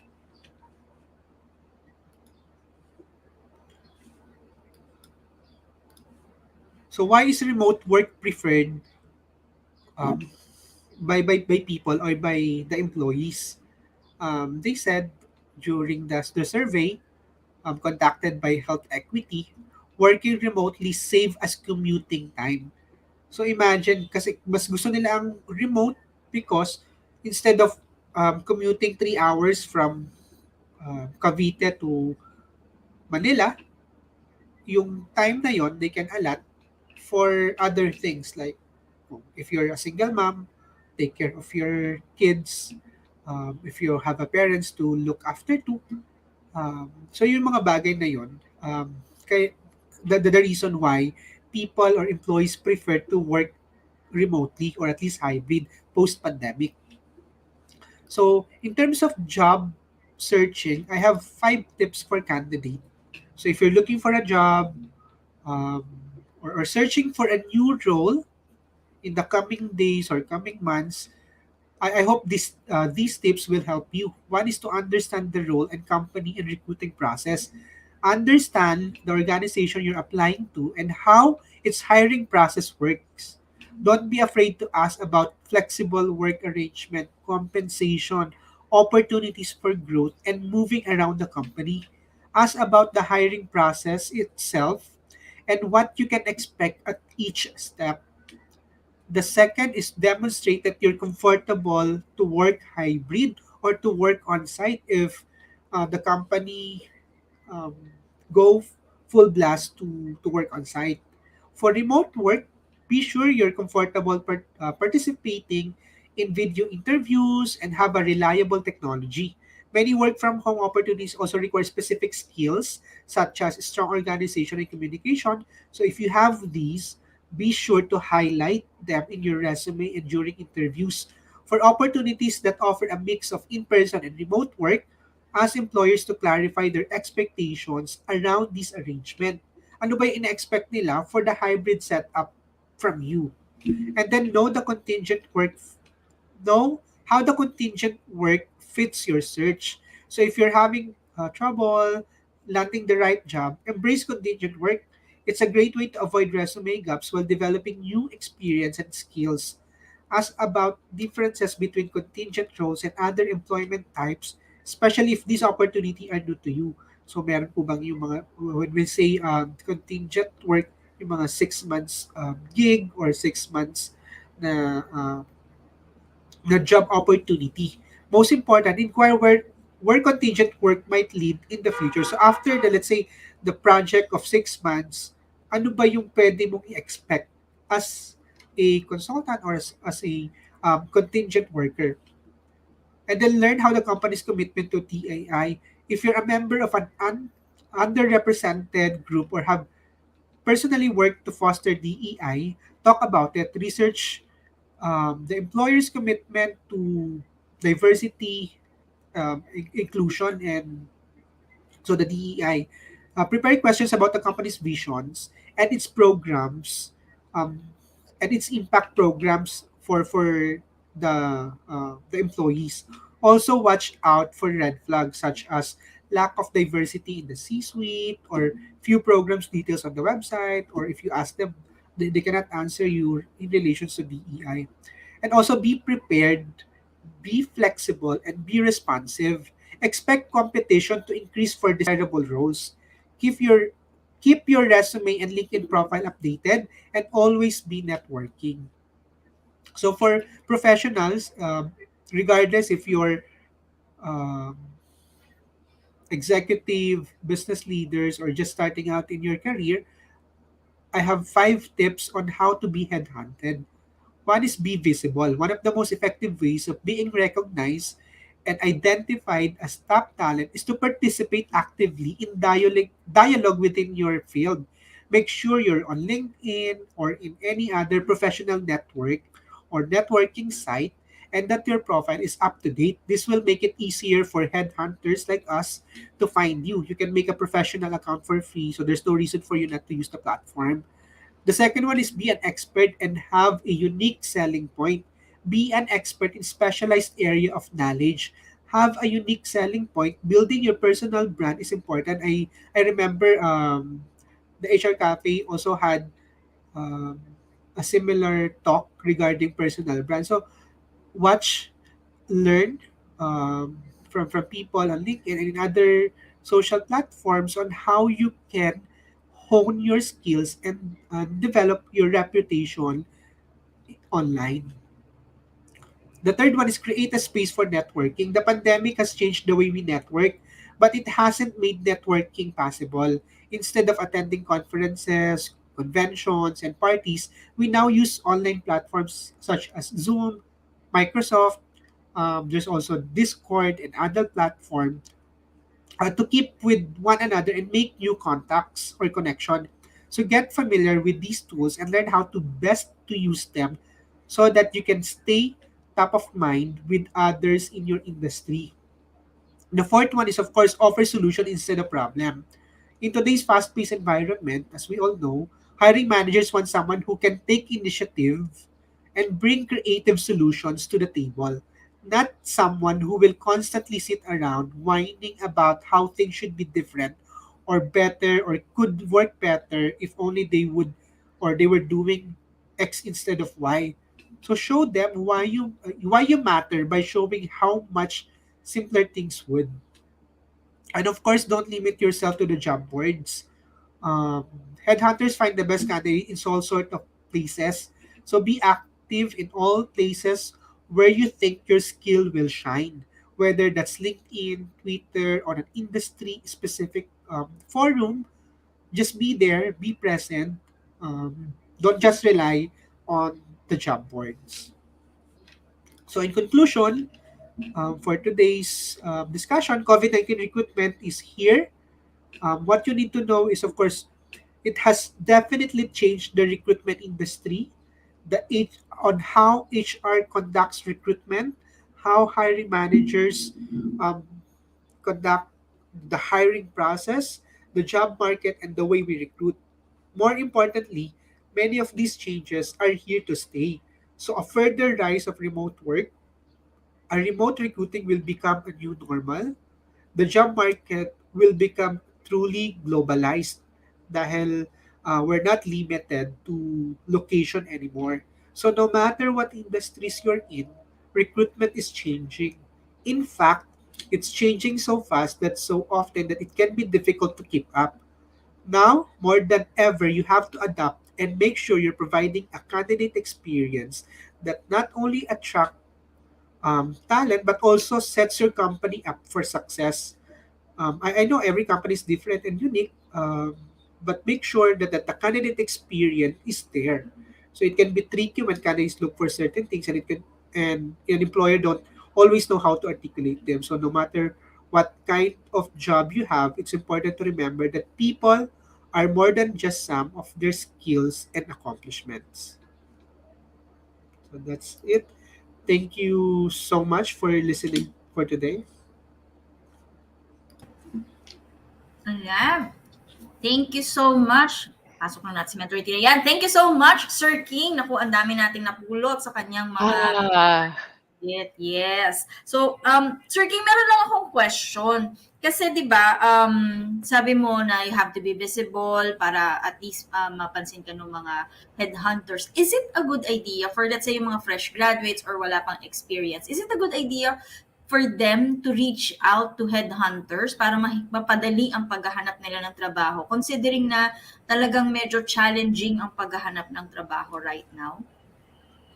Thank you, Mentor Rona, for that. No? So, we encourage if you're about to graduate, do not be afraid to reach out to recruiters.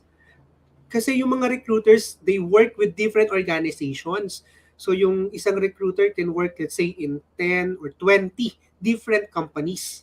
So, yung potential to help you land for a job mas mataas. And not also being able to connect you with other companies and opportunities, but they can also help you in terms of career management, if to provide you advice. So hindi lang naman sila nandyan para to connect you, but also provide you yung mga kanilang expertise and advice to help you navigate in job search and in your future career.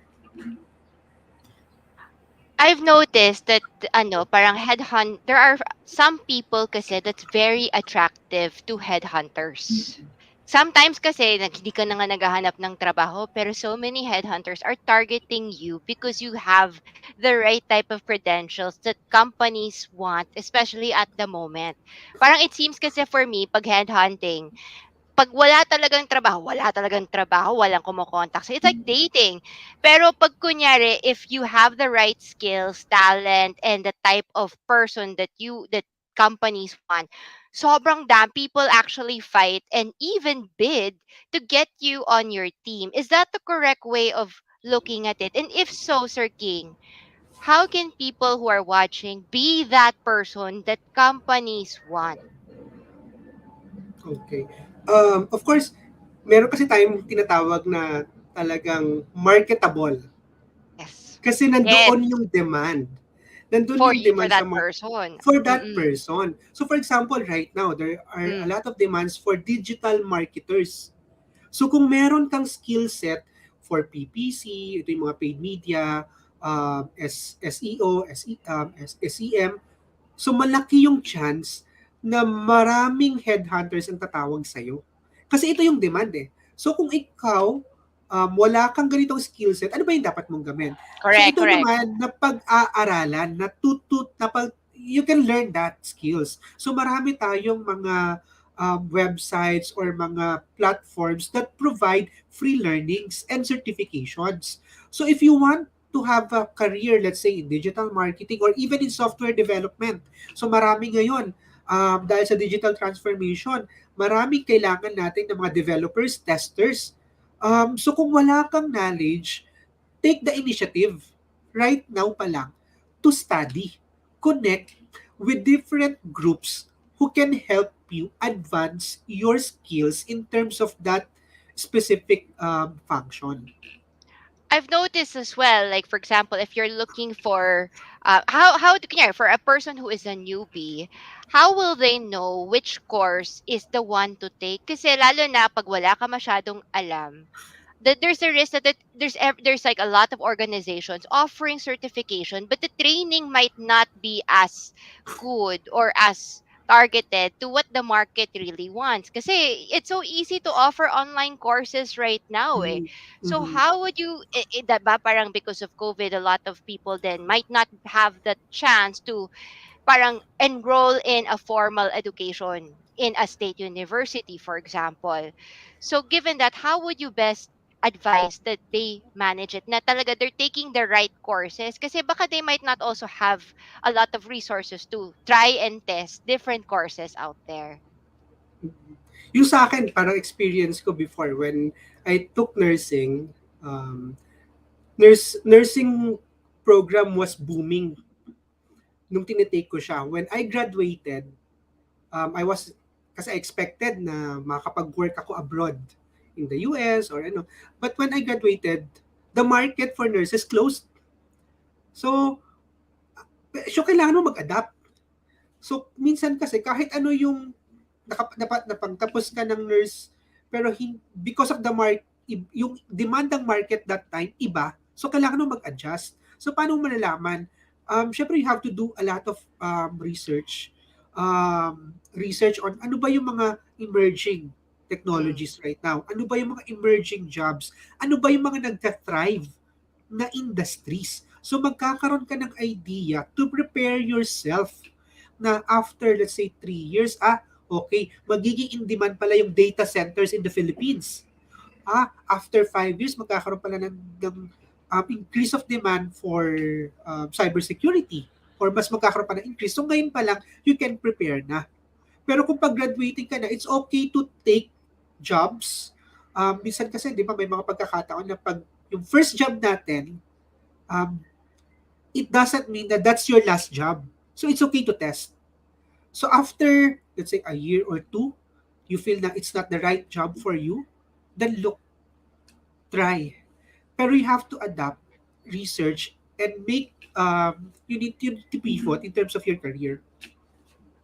All right, so I'd like to first greet the people who are viewing us. There's Ika de Jesus, Noli Nolasco saying good afternoon, who's watching from Caloocan. Pia Carmela Ligot Bersamin. Lou Lizelle is watching from Pangasinan. Menchi Zabat is greeting us. Hello, mentors. Celeste Anpanto. Clueless. Good afternoon po sa lahat. Katya watching from Amsterdam. This is a very exciting topic. Adele Claro saying, welcome and hello, mentors. Sir King, what are the rewards kaya? Kasi I hope you don't mind, but could you share, for example, for those in-demand positions, what salary range are we talking about? Because, di ba, syempre, people might want to get incentivized on the type of pay that that people are offering at the moment for certain positions. Would you mind sharing just a bit of that? Kahit na range lang. Okay.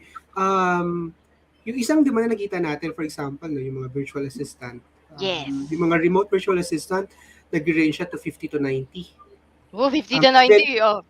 50 even without yung mga experience, kasi may mga virtual assistance company na they will train you. Mm-mm. Correct. For mga developers naman, nag-range siya to 40 to 60. Depende dun um, sa skills or dun sa technology na pag-aaralan mo. For digital marketing, pag nag-start tayo ngayon, yung range from 40 to 60 as well. Pero depende pa yun kung Mm. ilang years of experience mo. Pero so ito Usually, how yung many? ito 20s? You're in your 20s or 30s? How 30s. old usually?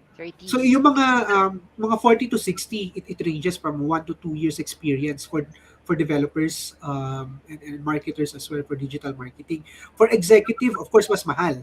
Where Mm. we're looking at for digital marketing with paid media, nag-range siya to 200 to 350. Yung mga developers, mayroon tayo nakikita na nag-range siya 300 to 500. Depende sa complexity ng experience mo, sa complexity ng skill set mo. And that's in the Philippines. We're talking about job roles open in the Philippines already at 300 to 500,000 if you have the right skill sets. Is that correct, That's Sir correct. King? That's correct. Eto sir, kasi a lot of people because we 'di ba we had a lockdown and so many people are nasanay tayo sa working from home. And because of the rising prices as well, there is a need for family members to go out. But a lot of mothers are actually considering joining the workforce kasi parang apparently work from home is now becoming available, and like companies are there's a demand for certain roles like virtual assistants. Pero ito po sir, as an headhunter, I mean real talk lang tayo.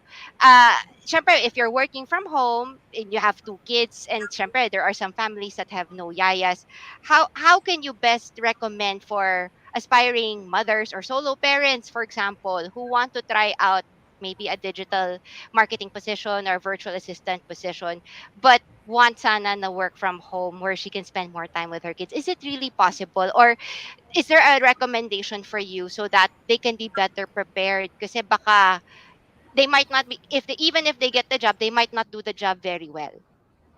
Okay. So for that, especially for mga single, yung mga Yes. Not without help, 'di ba? Kasi mm, ang hirap din naman maghanap ng yaya ngayon. yes. Totoo naman at mahal yung bilihin. So kailangan lang po, alamin niyo muna, you have to research ano ba yung mga companies na hiring. Gusto mo ba magtrabaho sa panggabi? Gusto mo ba magtrabaho sa pangumaga? Kasi a lot of, let's say for example, kung gusto mo ng mga virtual assistants role, madalas ito, ang may demand is of course yung mga companies na nasa US or companies na nasa Europe. So be prepared to work on a night shift.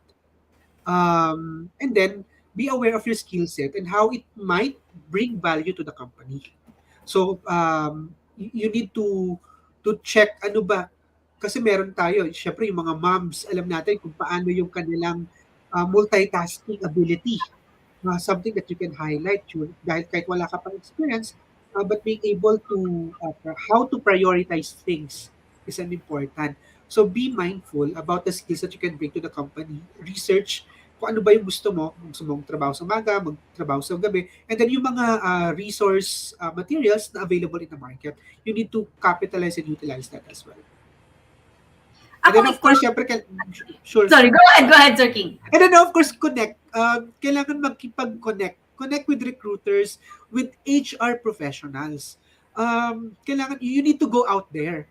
Go outside, check the market. Kasi hindi naman, for example, for headhunters, hindi namin kayo makikilala kung nakatago lang kayo. So, create a profile. Start reaching out for prospect employers, prospect headhunters, and recruiters as well. Sorry, Mentor Rona.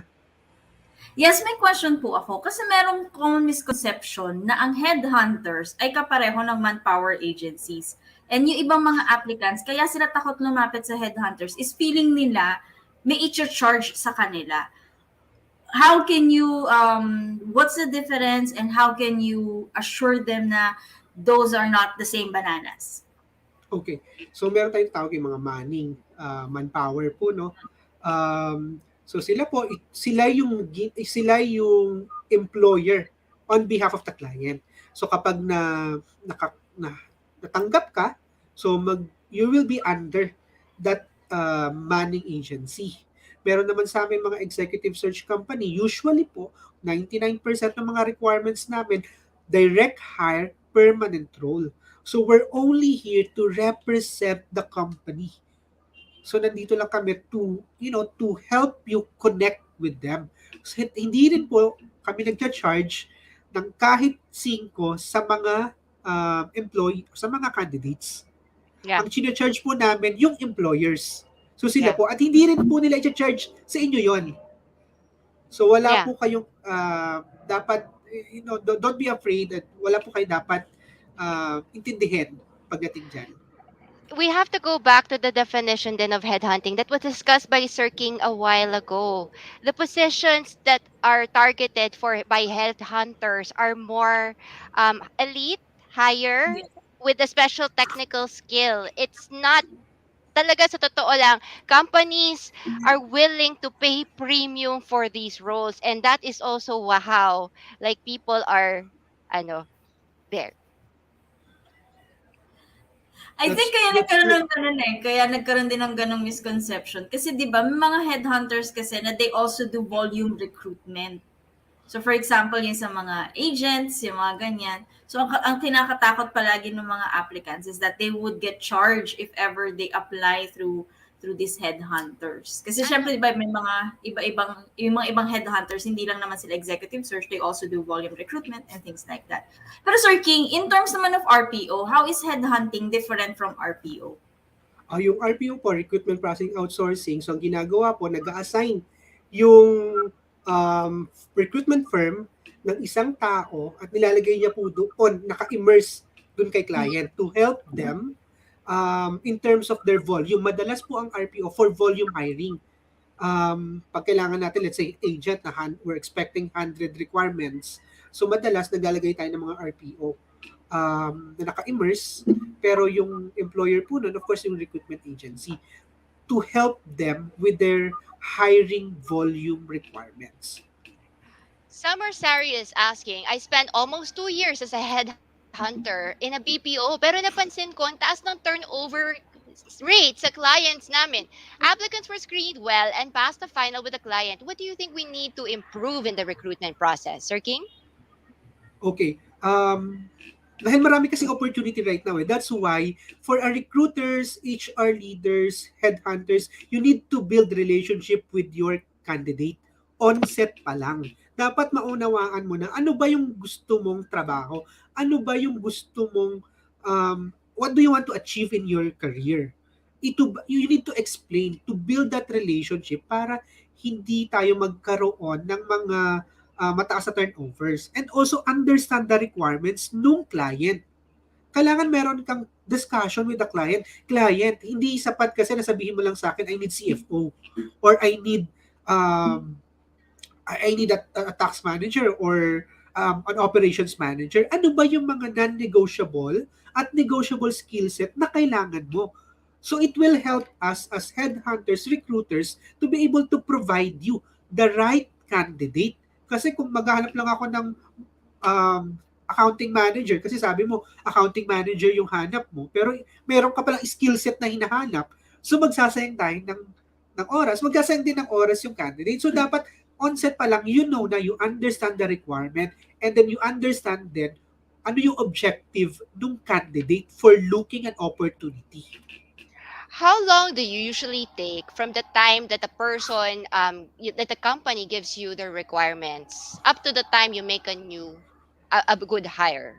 How long does that process usually take? Is it like a few days, a week, a month? I know it Okay. depends. The answer is depends. Pero what is the acceptable length from a Process. client's perspective? Kasi baka sabihin niya, sobra naman yan yung tagal, or eto, pag ginawa mo to, mabilis na to. So, what Yes. is usually the standard? So, with Lennor, we follow. Ito yung average recruitment process Correct. standard. We Mm. advise the clients na it takes roughly 2 months to fill in the requirements. Pag Mm. tinanong bakit 2 months, kasi yung first week, ito yung nag-search kami. Mm. First week, we search for the best and the right candidate in the market. Second to third week, all the interviews on your end, including the technical assessment, we expect should be concluded. And then on Mm. the fourth week, syempre we expect na the final offer will be released. And then bakit may isa pang month? Kasi we Yes. assume since we are doing headhunting, so we headhunt passive candidate. Ito yung may mga trabaho connected Mm. pa sa employer. So they need to tender 30 days notice. Correct. So we Mm. inform them na at least 2 months. But we always inform them as well na syempre as a headhunter, as your partner, we work on your timeline. But on average, that's the ideal. The problem, though, sometimes is after spending time with the candidate backs out and leaves the Mhm. headhunter hanging kasi parang ang napapahiya dyan is yung headhunter kasi siya yung nag-refer. Usually kasi it's not just one headhunter, it's quite a bit of headhunter tapos nahanap yung tao mo.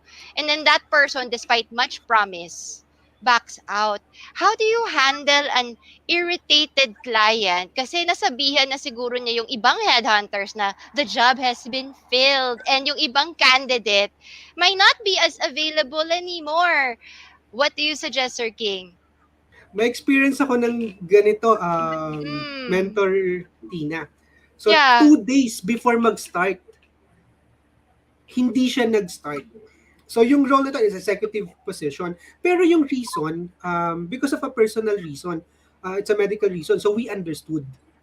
So, ano ba yung kailangan mo? Siyempre, you have to build relationship with the client. And then, kung meron ka mga red flags na nakikita during the entire recruitment process from interview, yung initial interview mo sa kanila, interview with the candidate, with the client, job offer management, and then after mag-accept ng offer, syempre you still need to get in touch with them, both with the clients and the employers, to make sure kung meron mga red flags na parang, ay, hindi na to responsive. So, para at least ma-advise mo agad yung client ahead of time. Ma'am, parang meron po tayong, parang slight, just to set lang the expectation, hindi na po ganito ka-responsive si candidate. Though nag-accept siya ng offer, we're expecting him or her to start in a week time, pero hindi na po responsive. Just to set lang po the expectation na ganito po, but we're trying our best to reach out and to know what's really, kung ano ba yung nangyayari. And then, at the back, syempre, as a headhunter, as a partner, you also do na yung mga initial interview na agad for possible replacement. Pero dyan, how you set to yung um, you just need to build the relationship with the client and then kailangan always expect the unexpected and then kailangan lagi kang merong possible backups hanggat hindi nagsisimula yung candidate. True. And ito naman yung common, especially for very premier companies, is that their hiring process takes a while because there might be some people who need to parang take on it. Hindi pwedeng isang HR lang or isang line manager lang. It's a whole process. Like, I've heard, like for me, when I was overseas, like, the recruitment process took 6 months to the point na Wow. sometimes you already know, parang you feel that the company's not interested anymore. But syempre, 'di ba, parang when you follow up with HR, when you follow up with the headhunter, parang they're saying it's still in process. It's just because, lalo na when there is COVID or some other global financial crisis, approvals, changing people, etc. My question is, when that happens, kasi that happens to many premier roles eh. That hindi lang yung isang tao ang decision maker. It takes a process pa, a few months. Pero when that happens, 'di ba, may interesado na. Pero after that, may ibang nag-pirate, umokey na siya. So what was possible before, parang interested siya sa role mo, after 3 or 4 months, na-pirate na ng iba. Ha, and this is the perfect candidate for that role. But it's just that in the company side, they just cannot give the documentation kasi they're gonna ask from local, regional, global. Kasi it's a very high position, di ba? And usually, with a lot of compensation negotiations, it's not just salary. There's a lot of other, what about my family? What about, if you are, parang, there's yung man-to-man, you have partners, you have adopted kids, who are not from that, yung visa requirements. There's also that. How would you do that? How would you, parang as a headhunter, how would you manage that? Because it's very frustrating eh. Kasi sometimes pakipot si employee, minsan naman pakipot din naman si employer na hindi mo alam. Akala ko interesado ka, nagmamadali ka, tapos ngayon, meron na ako, interesado na siya, wait lang. Like, wait lang. How do you do that, Sir King? Totoo naman, nangyayari yan, Mentor Tina. Madalas nga mangyari yan eh. Kasi nga maraming layers of interviews, maraming decision makers, especially for a large corporation. Yung sinabi mo nga, merong local, meron pang regional, meron pang global. That's why on set pa lang, you need to set the expectation. You ask na the employer side, gaano ba yung katagal yung recruitment process for this specific role.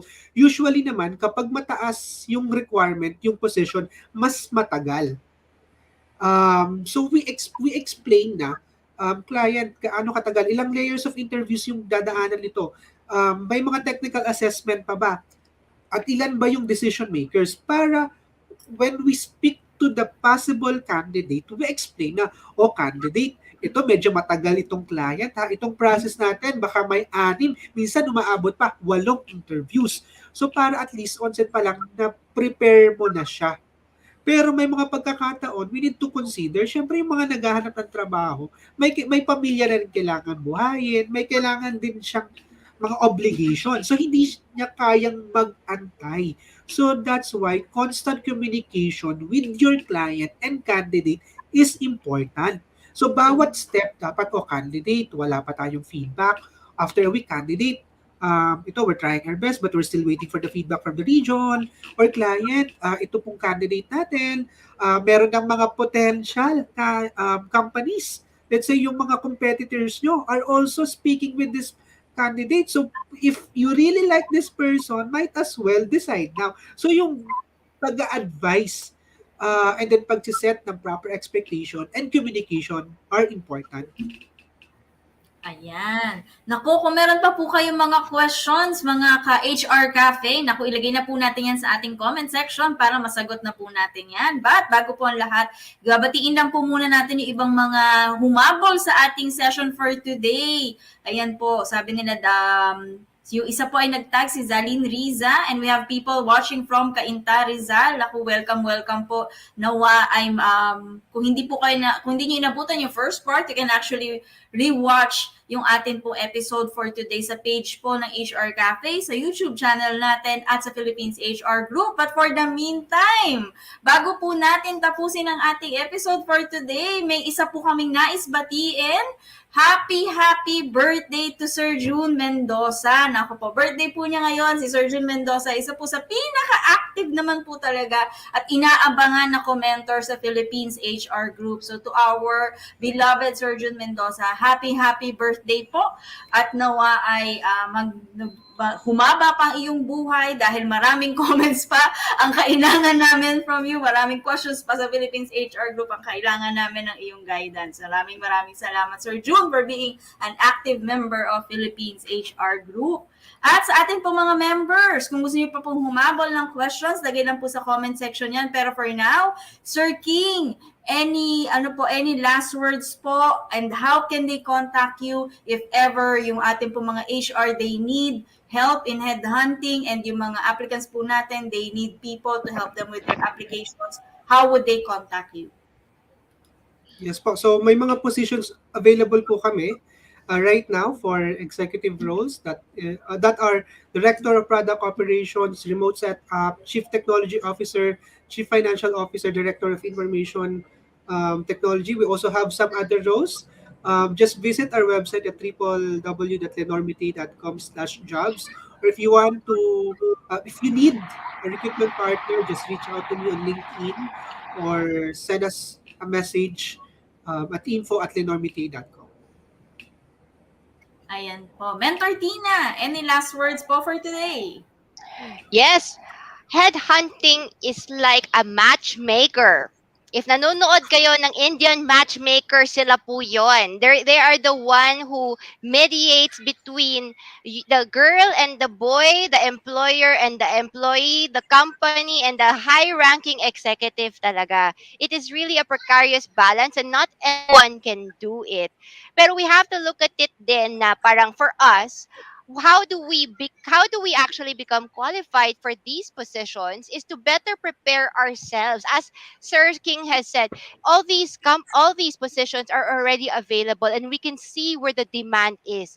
The only question is, are we qualified for these roles? A lot of people are saying, ang sobrang hirap ngayon ng buhay, masyadong mahal ang mga presyong bilihin. So, masyadong mahal ang presyong bilihin. So, paano na? Sa akin, instead of worrying about pennies and your expenses, it might be a better, more strategic, long-term solution to actually aim for a higher paying job. Because you work the same number of hours like everyone else, but you get paid more. And as you gain your experience through these niche markets, through these positions, your demandability, your marketability as an employee increases significantly, and so does your pay scale. A lot of people are saying, should I kill myself in order to get higher paying roles? The answer to Sir King is no, you do not. You just need to be qualified for such roles like Director of Product Operations, Chief Technology Officers, Chief Financial Officers, and all the other job roles that are available in their sites at lennormetier.com. Look at these roles, then study how to be qualified. And make sure before you apply or before you even learn how to be qualified, make sure it is also something you're interested in. Pag kunyari, hindi ka naman mahilig mag-Excel, huwag ka nang mag-Chief Financial Officer ang peg.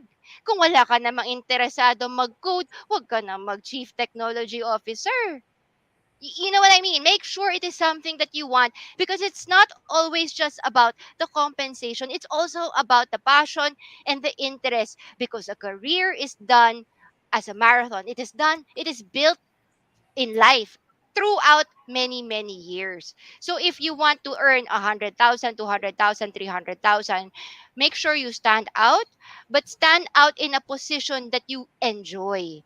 Because if you do not enjoy it, you will burn out very easily. And if it's not something that you are in tune to doing, if it's not something that magaling ka or may interest ka talaga, kahit anong effort mo, kahit na anong pag-aaral mo, hindi mo rin siya magagawa araw-araw, gabi-gabi, buwan-buwan, taon-taon, because a career is something you built on for years, not a course that you take on for a few months. Okay? Rona, your paano? I would like to highlight what Sir King mentioned about being visible, networking, and all that jazz. getting headhunted and headhunters reaching out to you, for me, is something na dapat matuwa ka kasi sabihin napapansin ka. I've worked with a number of headhunters before, and kaya nila ako nakikita is because I am very active in Philippines HR Group, I am active in LinkedIn, etc., etc. And working with the headhunter is actually a good way for you to get your foot in to your dream job. Kasi the headhunters will speak on your behalf. When you apply on your own, you send your resume speaks on your behalf. But if there is a headhunter involved, the headhunter will actually take the time to tell the client or to tell your dream company why they should go with you.